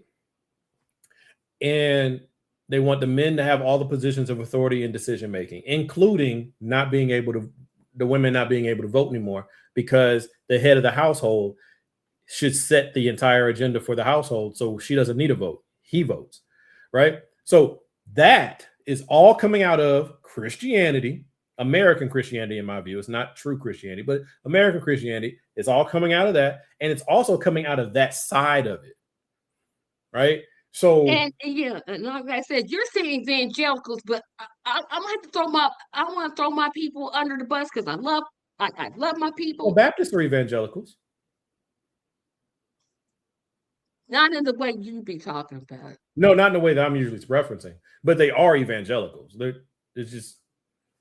There are differences within it. It's a big thing. Yeah, because I'm like, it's like, I think what frustrates me,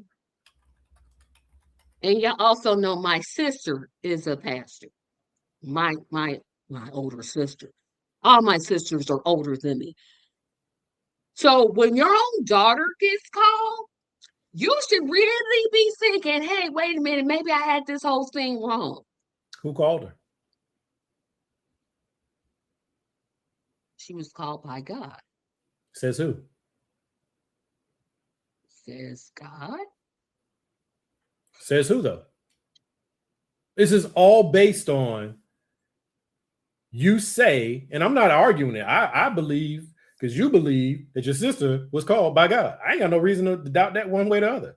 But what I'm telling you is that would be literally the same as me coming in and saying, I'm the president. Says who? Says God. Well, tell God to tell me that. That's not how God works. He sent me. Yeah, I get where you're going. You're going. It's kind of like I was looking up the definition of the apostle. Like, to me, I don't understand all these new titles that we've been thrown out there now. Like, you're an apostle versus you're a apostle is somebody they to my understanding, an apostle is somebody they will start a church and they'll pastor it for 2 years, and then they'll raise up another pastor under it, and then they'll move to the next town and start another church. So they're more like a church starter, like they're starting congregations. In the Bible. Yes, that's what I'm talking about. How'd you get now? I'm like, I don't really know, because apostles are out here pastoring. I'm like, you supposed to be now we got ranks. Now we got ranks. I mean, we don't call them ranks, but we got ranks. You're a minister, which means you ain't leading a congregation. You're a pastor or a junior pastor. Because a minister, see, I don't even think a minister. A minister to me is anybody that says he died, he was buried in a tomb, he rose on the third day. That's a minister. If I'm telling people, I tell people on this channel about Jesus all the time. That doesn't mean I'm a minister. Why not? That just means. Don't you believe that he died I mean, was I crucified. absolutely. But I don't think that. I don't think that's the. I ain't heard nothing. Let You me put it haven't like that. decided I ain't that heard you're nothing. calling. You haven't decided that you're calling.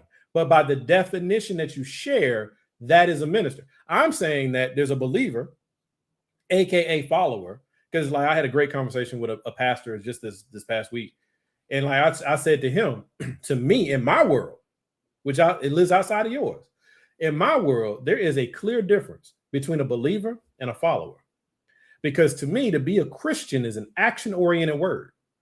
That means you are seeking to be Christ-like. That means you should be walking in that path. I mean, Anybody can be a believer. Jesus existed. I mean, that's a belief. If you want to get technical about it, if you But I'm say, just "Oh, saying. he existed," that's a believer. That's a just you believer. believe he existed. But then, if you're a follower, you're trying to walk like him You and should show talk like him. signs. Yeah. Here you go. But I don't think, like you said, he ain't told me nothing. Let me put it like that. He ain't told me I nothing get it. about stand behind a pulpit and go. But that's to me one of the major flaws in your religion. And I've said this to my father, and he's a minister and all this thing. One of the major flaws in your religion is there's no accountability, and the only accountability that does exist is artificial. So anybody can say that they were called, and it's taboo to challenge what they just said. Like you can't challenge that they said they were called. So now anybody can say they were called. And then anybody Well, can. a tree is known by the fruit it bears. No, that's not true though, because you got pastors who do all kinds of things. You got ministers who do all kinds of things. A tree is known by the fruit it bears. Right, but you guys do not follow that. We should be. But we you don't. ought to be. But you don't. I'm not saying what we do or don't, but I'm saying we should. It's objective reality, but you don't. So what I'm saying is anybody, it's even in your text. Many will say that they are a part of me. And then you'll say, I never knew you. Depart from me, I never knew you. Right. So anybody can claim anything. Well, there's another example in the Bible where they were preaching. They were literally preaching about Jesus, but they were doing it for all the wrong reasons. And the disciples was like, Jesus, you're not going to stop me? It's like, no. That's why Jesus went in with the whip at the church when the money changers. No, that's because they were selling stuff at exorbitant prices. These were the money changers, but they were still claiming God. Yep, because they were selling things at the exorbitant. And stop saying that he was beating people. He didn't beat nobody. Y'all got to stop that one. That one actually, every time y'all say that, I'm like, no, he didn't. No, he didn't. He had no bullwhip. He had a whip. He drove them out. He didn't hit anybody. I didn't say he beat anybody, but he went in there with not you, but it beat people. No, he didn't beat them. He drove them out. There. Maybe he did. Maybe somebody caught a stray. Who knows? You ain't run fast enough. Pop, got that ankle. But where I was getting at though, wow. What I was getting at though is it's a very murky thing. And that's why so much confusion is done. So I'm like, and I'm going to hold you to what you say, because I firmly believe in it, what you said, which is one of the reasons why I do not align myself with your faith anymore. You will be known you will know a tree by the fruit that it bears, right? Right? Or in another way, when they said that faith without works is dead, right? It's basically the same principle, right? If this is you, if this is what you truly believe, it is what you believe. Like you don't get to just take it off and be like, well, I vote this way, but it has nothing to do with my religion. Your religion should be so central to who and what you are that everything is based off that comes off of it is a fruit of your faith, right? Yeah, but I think the point that I'm getting at that makes me so angry about this, they started off when they did their reconciliation movement. They started off, it was so good. And I know Tracy, Nelson said it, I know, but they started, and I'm like, that's a good start. That's a good start, and let's just build on that, because I believe in building that foundation first, and then just going. And then, like I said, when Trump got elected, no, we're gonna just go back to being stupid. You do because this I wanted to believe, and that yes. Yes, that's it. I wanted to believe, okay, they can get to this point because it's like if they just opened up a Bible, they could see, oh, well, women are preaching right there and right there and right there and right there and right there. And they forget where the Bible literally says, I will pour out my spirit upon all flesh. What do they think that means? And to each upon and each unto their measure, right? But the thing is this: if you believe in the fruit tree analogy, then it should take more than a moment in time for you to think that things are different. Because if you do that, then you are eternally going to be confused. You will eternally be upset. And neither of those things are things that God would have for any of us. He is not the author of confusion. So the fact that we are dealing with so much confusion, that means we should look a lot closer to figure out what is the truth. And if you're looking close at it and you're looking at these people, how they treat God's children, one half of God's children are treated so bad in the CBC, SBC, right? One half of God's creation. Yeah, I got something for them too. But I'm just saying though, you see the Congressional Black Caucus, what, huh? Right? Center for Bible Control. Anyway, you got that going on. It's not lining up. So it is almost the equivalent of a white guy who is clearly white. All his bloodline is white, telling me how to be black. You're not the same thing. We may be trying to walk in our faith, but the fact is you're not what you say you are, man. So these people are not behaving anywhere near what I assume. I know they're not anywhere near what I believe a Christian should be, but they're not walking anywhere near, I assume, what you would think they should be. So why listen to them? Because, here's what I'll say, and I'll say it this way, and I hope it makes sense. When you grow up the way that I did, which wasn't right. That's why you function different now. Let me finish the whole thing though. I'm sorry. The reason that it makes me so angry is because there are tenets of the Baptist church I absolutely, positively still believe. The essential message. He was born of a virgin birth. He died on a cross. He was buried in the tomb, not a grave. He rose on the third day. That's the basic tenets of a Baptist church. And I hold to that and I believe that. There's nothing you gonna say, nothing you can do. No. Because the Baptist, central to the Baptist, because they're all Christians, okay? Central to that denomination, the reason that you are called Baptist is because of the focus on the renewal of your faith through baptism. You can't skip that part. That's why you're a Baptist. Okay. But again, so let me add that. But essentially, that's the core of why I'm a Christian, right? Because those are the things I believe. Baptist, okay, baptism. When you believe something as closely as I did, as common sense would tell me, oh, I'm reading the Bible. I see Priscilla, I see Phoebe, I see Deborah, I see Miriam, I see all of these women preachers, and then you gonna tell me because of what you interpret Paul saying, although you didn't even take the context of what he was actually saying, because actually, if you read some other of his letters, he said, hey, these women preachers are coming. You better put some respect on their name. They just put that part, put that over there. Let's put that over there because we want to hit this. That's what makes me. I'm like, okay, if you're gonna talk about Paul, let's talk about when he said, hey, Priscilla, honor her.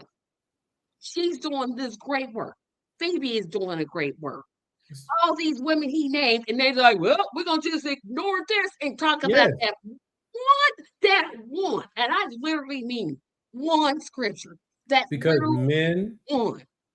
men, due to physical power, historically decided that we should be the center of all things. That is why we made God male. That is why we make sure that everything flows out from underneath us. That's what happens when you have the power. So I've asked my wife this. I've asked women this over various years. I'll ask you. I don't know if you'll have an answer. No one's truly had a real answer for me.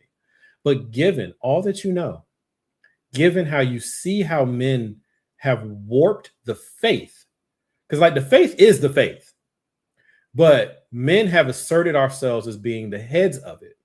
And we've done a horrible job of Sure being have. the stewards. Yeah, y'all think y'all doing good. I'm like, y'all ain't did nothing. So why is it so many women?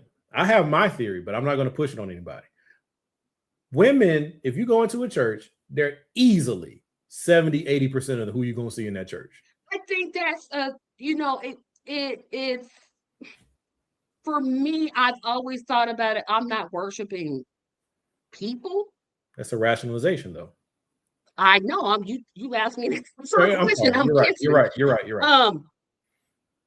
And for me, it's never been about male, female, because I believe there's neither Greek nor Jew. There's neither black nor white. I mean, there's black and white, but everybody's one in Christ. That's what I've held on to that. And so for women, for us, it's like God is our, and I'm not giving a good answer, but I know what I mean when I say it. We see God as our source.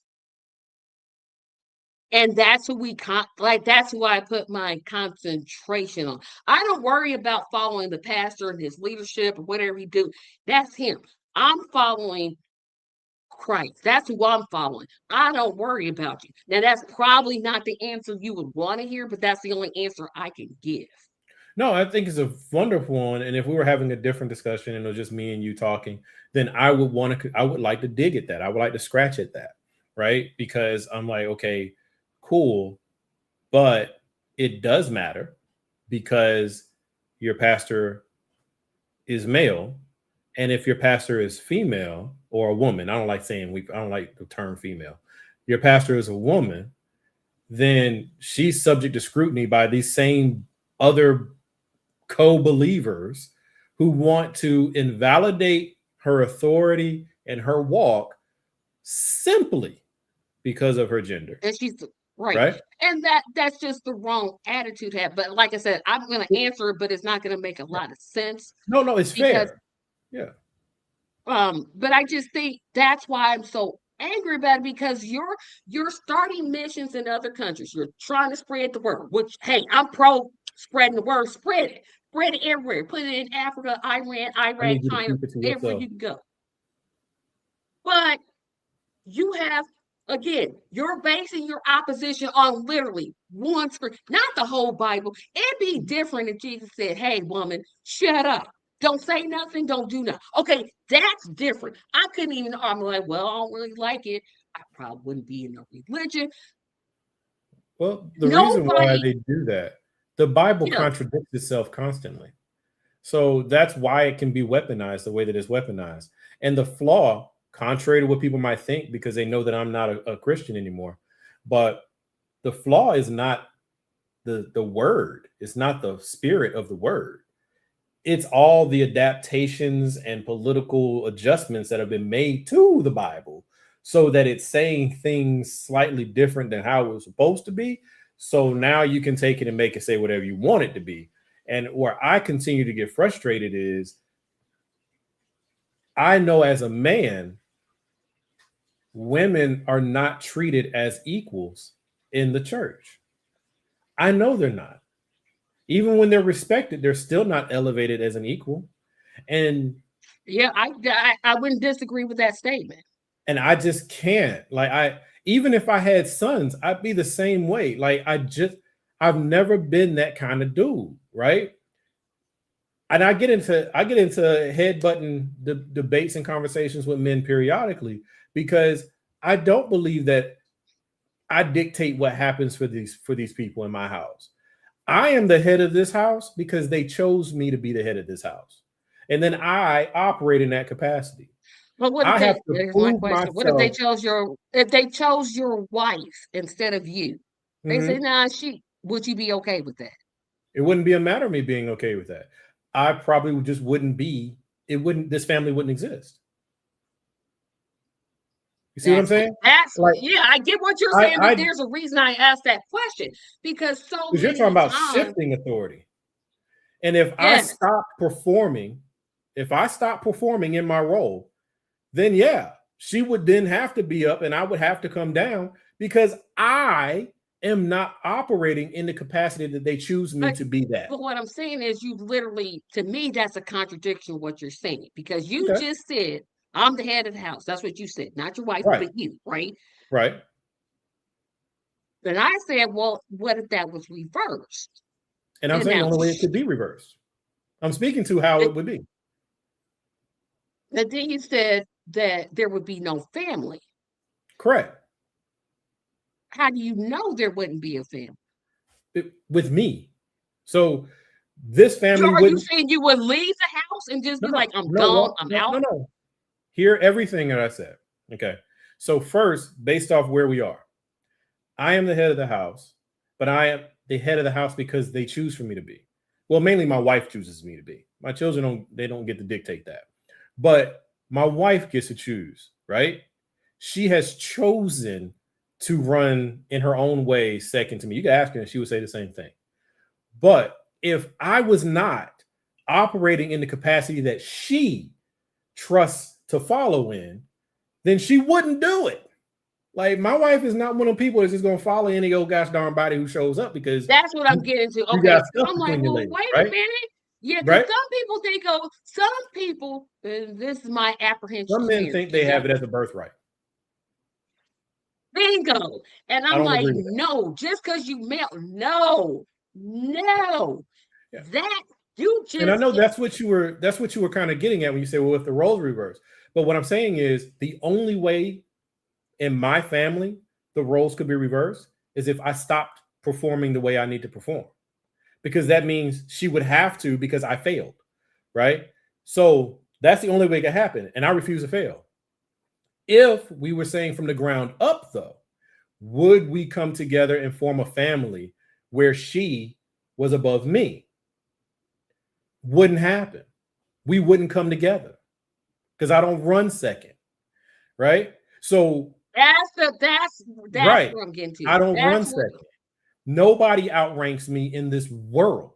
So if I do not have the confidence of anyone to follow me, then guess what? Ain't gonna have nobody with me. I'll just be I'll just be some crazy dude, which is what I feel about a lot of guys out there who talk a lot of crazy stuff. You alone because don't nobody want to follow you, bro. You think somebody's supposed to follow you because you got male anatomy. And I'm here to tell you that that's not a right Yeah, because that what if you were she's got more that you get. capable? She's more capable than you. She makes better decisions than you. She's smarter than you. You're irresponsible. You need to mature to that, right? You shouldn't be in a relationship, in my view, I'm because not I do have disclaiming. my standards do, I guess, come out of Christianity because I grew up in it.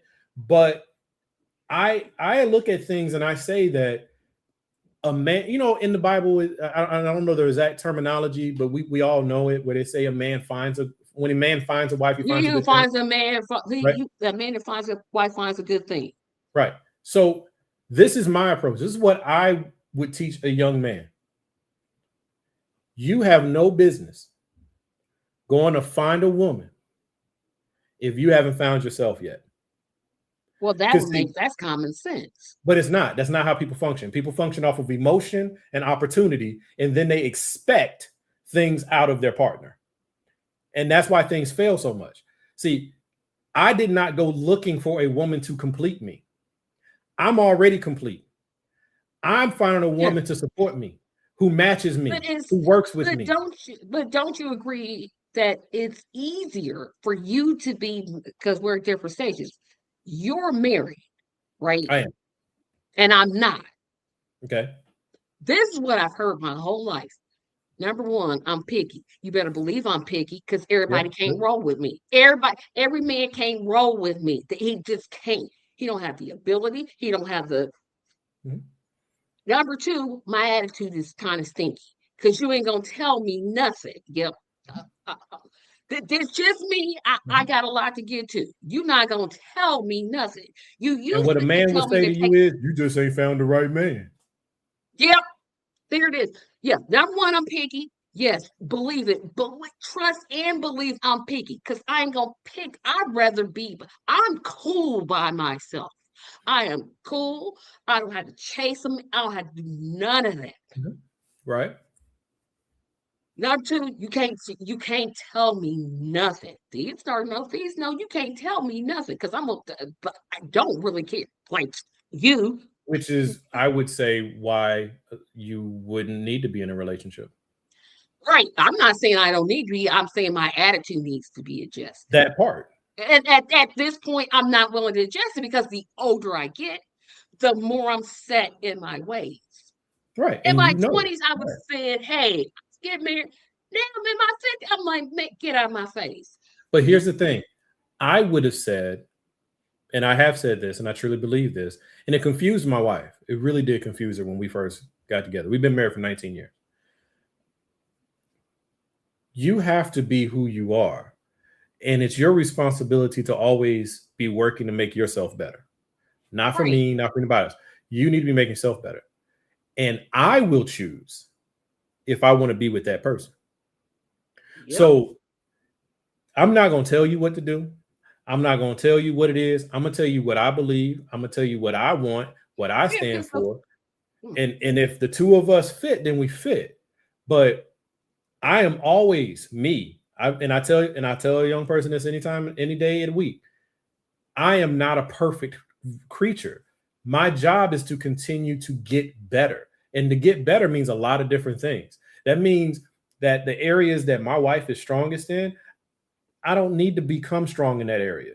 I need to respect her strength in that area. And I will follow her counsel and I will follow her direction in those areas that she is strongest in. But see, a lot of men think they got to be over everything. And it's prevalent in our Black church. It is so big. Because that's what the church taught us. I'm talking about Black church. Now I'm talking about Black church. Yeah, that's what the Black church taught us. Yes. And it's like, well, wait a minute. Because if it wasn't for us. Yeah, that's your fault. There you go. I can't even disagree with it. You're exactly right. You are exactly right. When you make up 80% of the church, like if we all left, we could shut this thing down. We could literally just like, we done, we finished. Pastor ain't got no water. Pastor don't know his schedule. Pastor don't have no clean clothes. Pastor can't do any of the other things that happen in the church. Can't do none of it without the woman. You better learn how to make Can't do none of it. Can't do nothing. I'm like, y'all, it's all in our hands. Now, that's not ignorance because we can also make a difference in the community. Like we could shift that and say, hey, we're going to do this and we're going to do this and we're going to do this. And we're going to do I would say the Black woman has always been the one who makes a difference in the community. No, I'm saying I don't want to just make it negative. Like we got to shut this thing down. No, I agree. But you shouldn't, in a way, in my view, you shouldn't want to change, to shut it down unless you've decided that it no longer serves you. Okay. You got two choices. If you feel like it no longer serves you, you leave it, which I really wish more women would do, or you find a way to help it grow, which I would say that is why you see more women pastors, women ministers, women teachers, women evangelists, because they started to assert themselves and help move it. But the thing is, as you're doing that, you're doing a new thing. And while personally, I believe the faith of God is such that it is always evolving. That's why I believe in evolution. I believe that God creates a thing and helps it adjust to what he has created for it, right? But if you don't believe that, and you believe that things should be exactly how they were now as they were back then, which is absolutely now silly. You feel like women are stepping outside of their role and they got to be put back in their place. Yeah, you're not going. Yeah, there's a whole bunch of apprehensions to marriage. Would I get married? Maybe. But does their culture and their view fit you? So it's like that's just it. Like, not talking about you, but I know with a lot of my sisters who are grown, one of my personal working theories, because I am far from trained in any of this, is that we all have emotional scar tissue. Okay. Yep. So every relationship that we've had in our past, sexual or non-sexual, it still was an expression of trust. It still was a certain level of bonding. It still was a certain part of giving yourself and trusting that the other would protect the part that you gave to them. And every failed relationship creates scar tissue. And so the older you get, the harder it is to function through that. Right? Yep. That's why you see people who have been married for 50 years get a divorce. You've been like, y'all have been together. Not so much that part. The people who've been married for like 50 years and get a divorce because they're like, they just weren't always happy and it was time to just separate. But people who have been married for like my window, 20 years, a lot of times if you see us start going through divorces, it's because a period of a life cycle has expired. But then the you children have are grown. So that's what we were concentrating on. So now they grown. Bye. So once the shared focus falls apart, you don't know each other. If you get what you know what I'm saying, it's like right. A whole lot of empty nesters go through that. But I think the thing I'm getting at, and yes, I did Southern Baptist. I called y'all a bunch of old crusty white men. Crusty, yeah. Well, women support them. A lot of them are being subjugated, but they're But the stereotype of a single woman that's around my age, again, we're picky. And like I said, yep, you sure right. I'm picky. I surely am. I'm gonna keep picking. Have y'all seen yourselves out here? Have y'all seen yourselves? Y'all ain't giving us much to pick from, but I'm just saying. Number two, you're not gonna tell me nothing. I already know. I know me well enough. And that whole, I don't really want to change my last name. I'd have been Tracy Carson my whole life. That's who I am. Right. I don't really see me changing. And I don't think you're gonna be okay with that. So we already gonna have problems. Yeah. What I say to people when they lay out things similar to that, male or female, is you're not in a position that you even should bring anybody on into your world. It wouldn't be fair. It wouldn't be fair to them, and it wouldn't be fair to you, right? Because like some dates and something. I mean, just be friends. Just be friends at this point. Because like if you want to be married, not you, but I'm just saying a person. You want to be married. The reason why it's so much easier for a young person is because you're still discovering yourself. So as we get older, we've established certain norms for ourselves. And so coming together means I have to give up some things. And people don't want to do that. They're actually looking for the perfect puzzle piece that just snaps into place. This just snaps into place, right? And that's next to impossible. Somebody's going to have to give. Both of y'all say, you should find somebody that completes you. No, I've been complete since January 4th, 1974. Yeah, I find that always problematic. The whole being complete, like having a child completes you. No, it doesn't.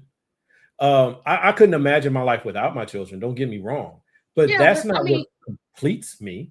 Like in one sense, to be honest, I never thought I'd make it to be 52 and single. Like I would have bet everything, every piece of money I had, I'd be married by now. It didn't happen. But that doesn't mean I failed. That just means, you know what? There's not a man out there that matches with me. It's okay. It's okay. So I'm going to push back a little bit on that. There almost certainly is a man out there that matches you. You just haven't met him, and you might not meet him. But like I tell people all the time, and I say this mainly to guys, because guys come up with some of the most, in my view, some of the most asinine approaches to things. It's like y'all the dumbest when you say that with your whole chest. Like she's too picky. And I'm like, wait. Maybe she is. I do think that a lot of women and men, but we're talking about women right now, a lot of women have unrealistic expectations and they're not being mature or balanced in how they're approaching things. But here's the thing, though. She's 100% entitled to be that way. If she decides that she wants a man who makes $150,000 a year, he's 6'6", he's still got a six-pack at age 50, and he ain't got no kids.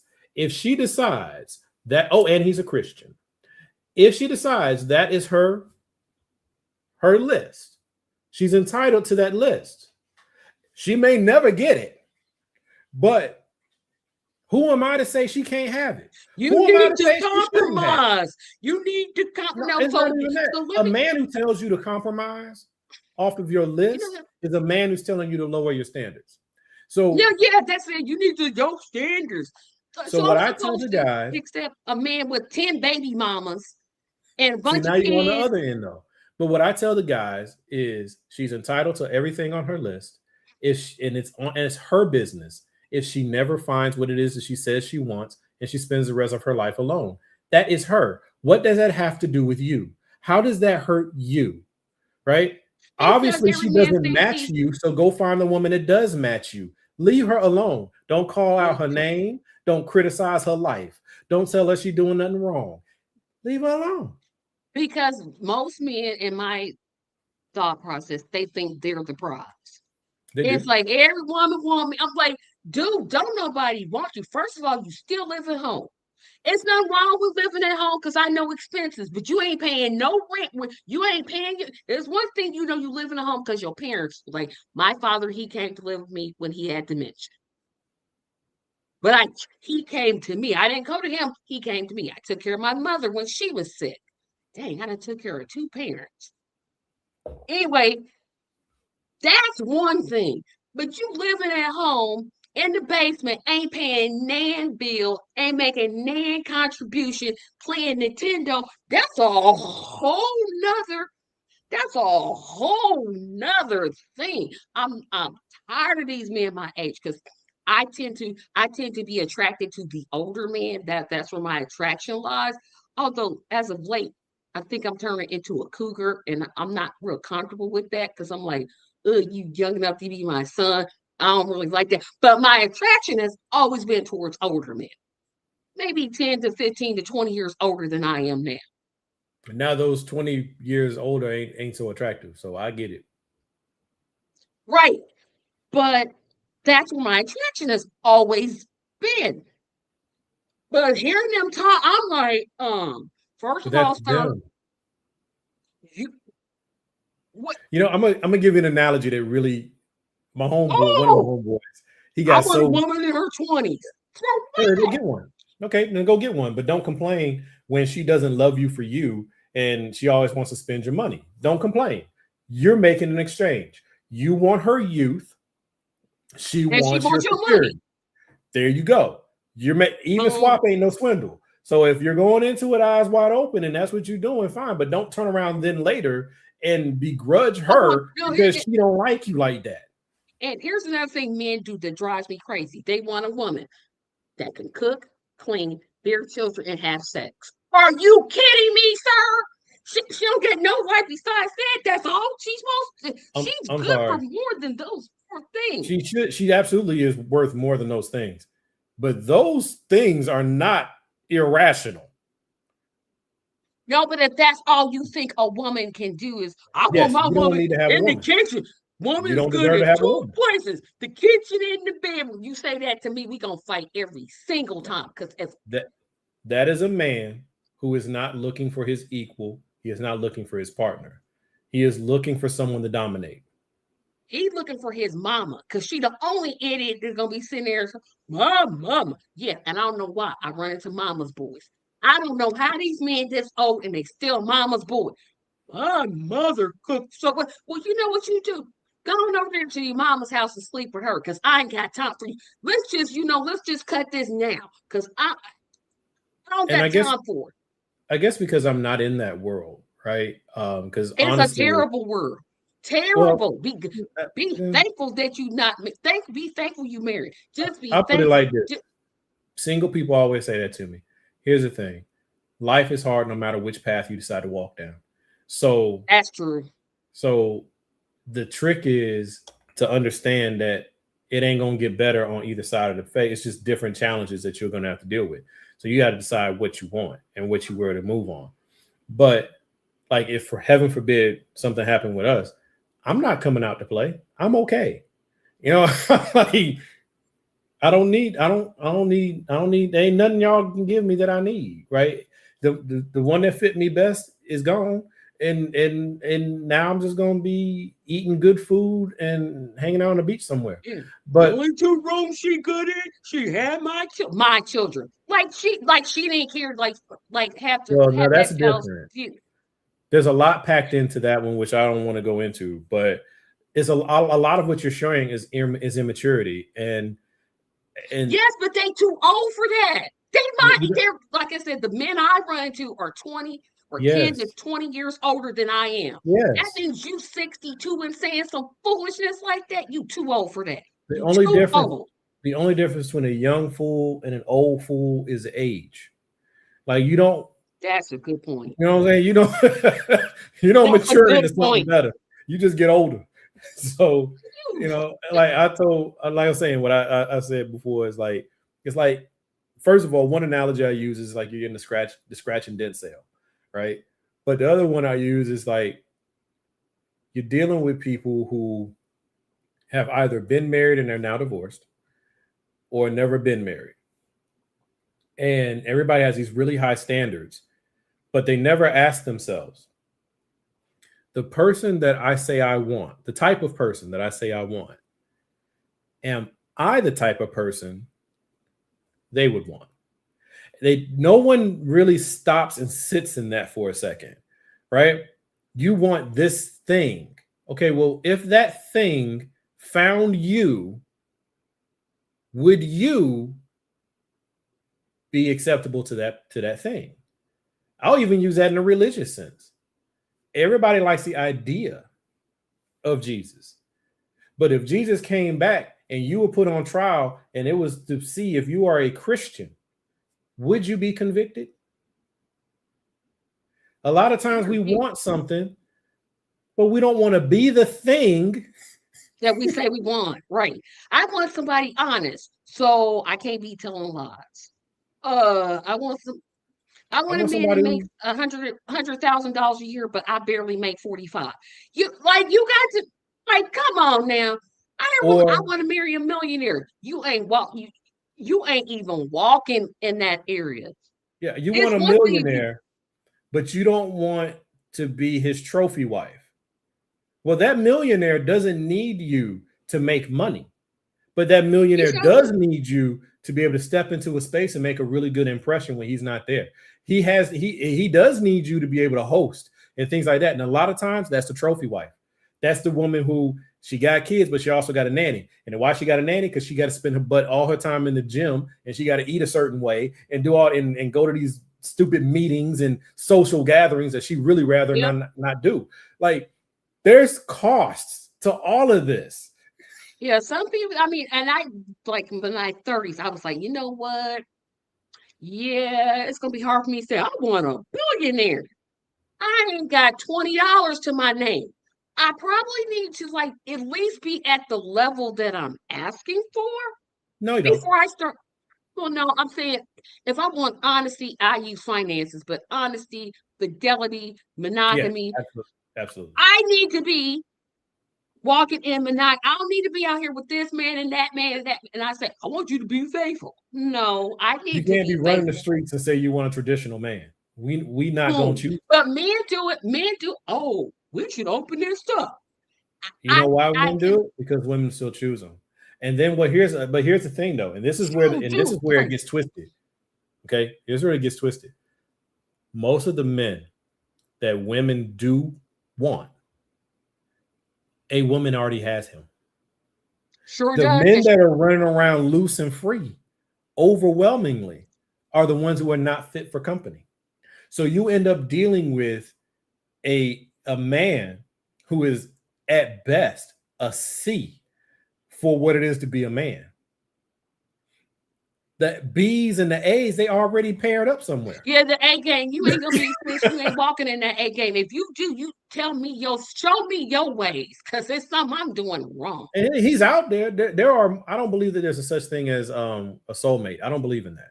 I believe that I don't either. I never have believed it. God created enough for everybody, but that doesn't mean that you're always going to find each other. It doesn't mean that you're always going to meet at the right time. Like y'all could have been perfect for each other in your 50s, but if y'all had met in your 20s, we'd have been divorced. It's been over. Right. And that's the thing when I tell people, it doesn't bother me. You not bothered? Well, I mean, there are days when I'm like, well, it'd be nice. And then I'm like, other days I'm like, nah, I'm cool. I'm cool. I'm good.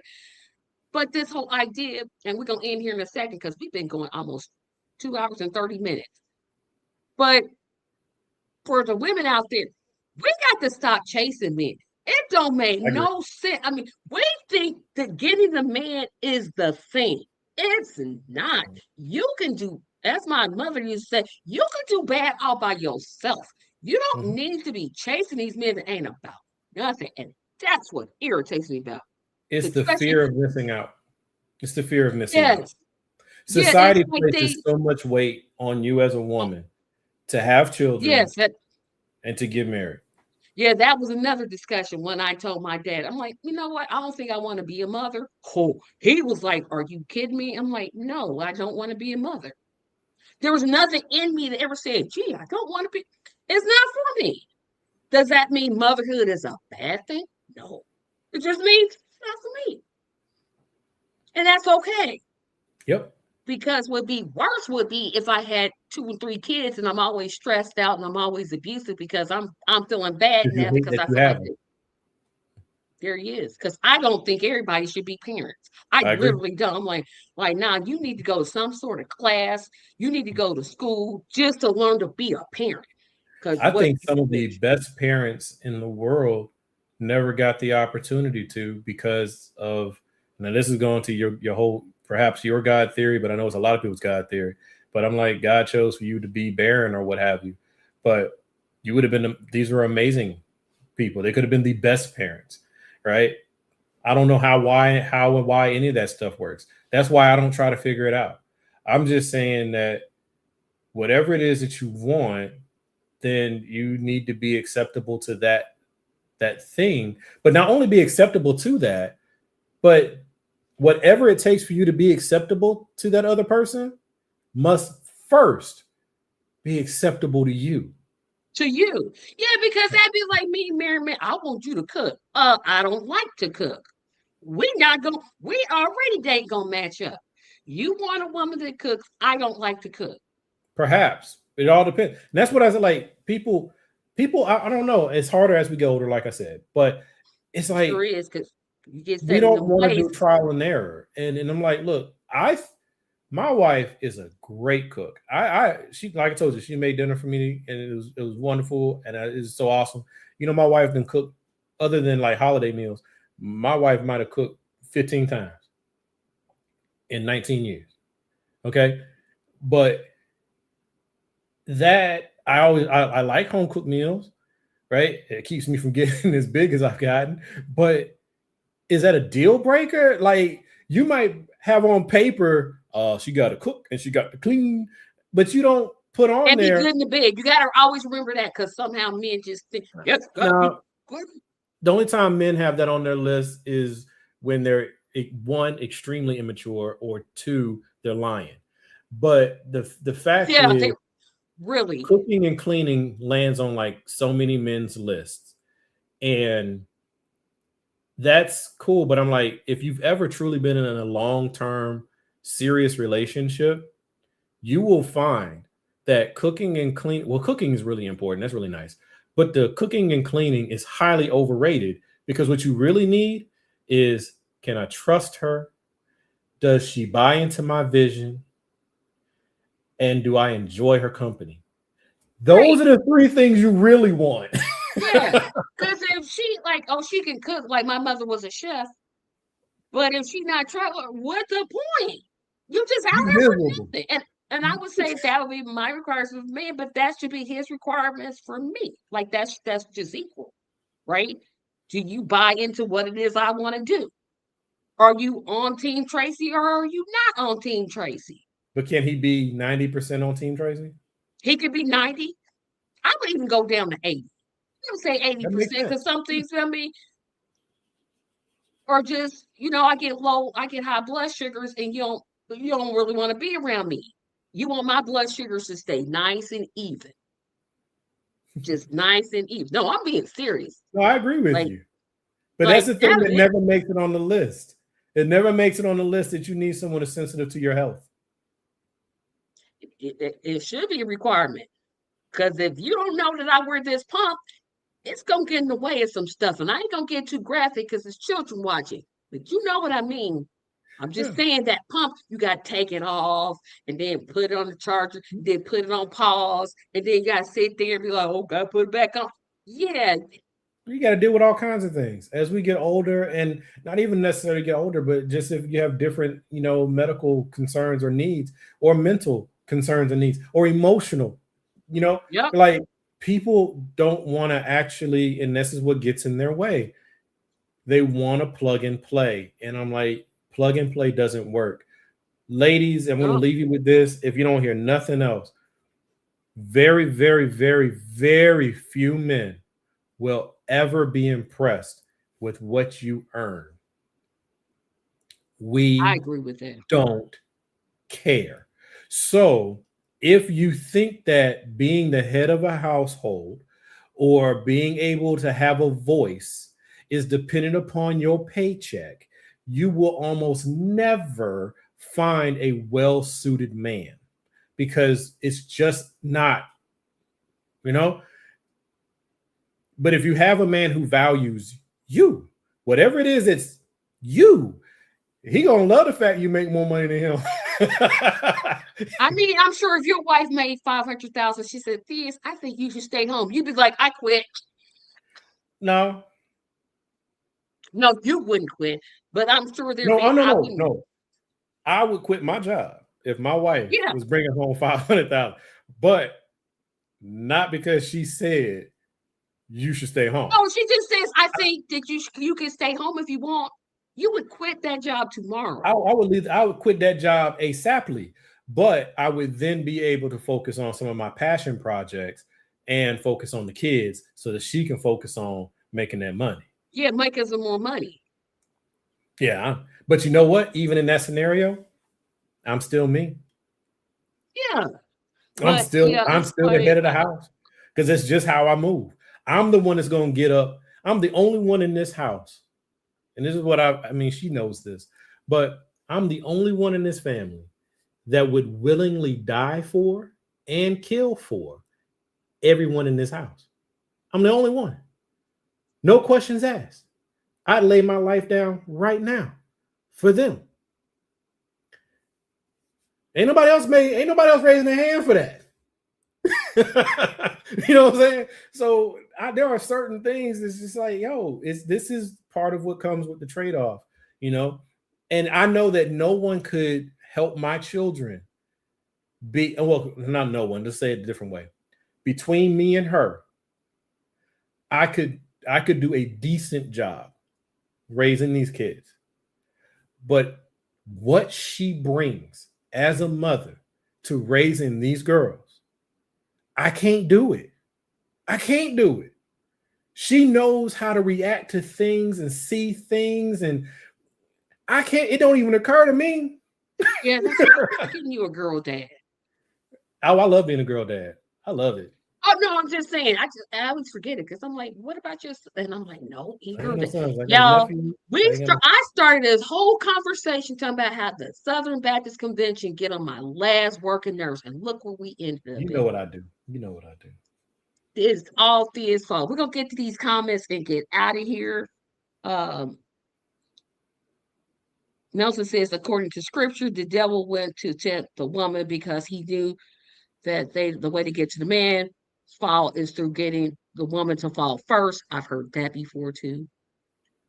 Hi Rodney, how are you? I don't blame you for a second, brother. The church hates when people ask questions. That's on your thoughts, he is. They are evangelical. I grew up in the Southern. Oh, he grew up in the Southern Baptist Church. Okay. Oh, this is where he was talking about the titles. It's the same thing, just called different things. Okay. Denominations, pastors, ministers, reverend, priest, etc.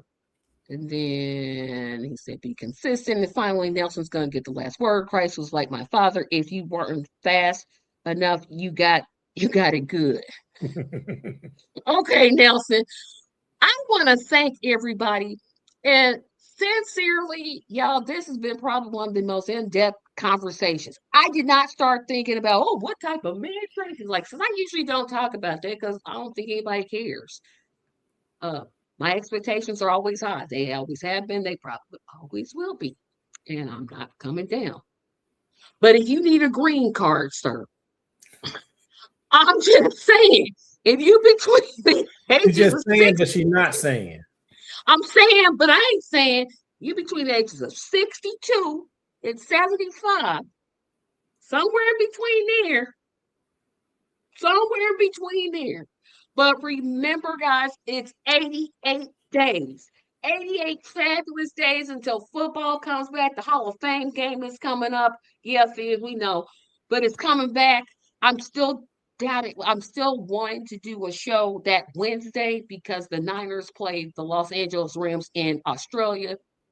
But that means I got to get Netflix, and I don't want to get Netflix because they did that stupid Michael Jackson documentary. And I'm like, nah, do I just get it for that one thing or just watch?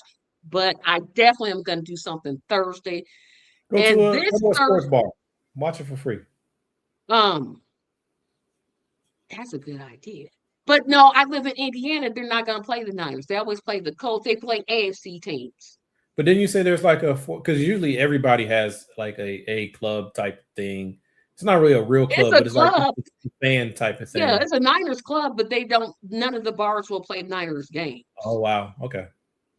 Because it's not, they do it by region. So they'll play like the Bears because they're like right there. And they'll play all the AFC teams, but I won't get to see, like if I went to a bar, I'm not going to get to see the Niners.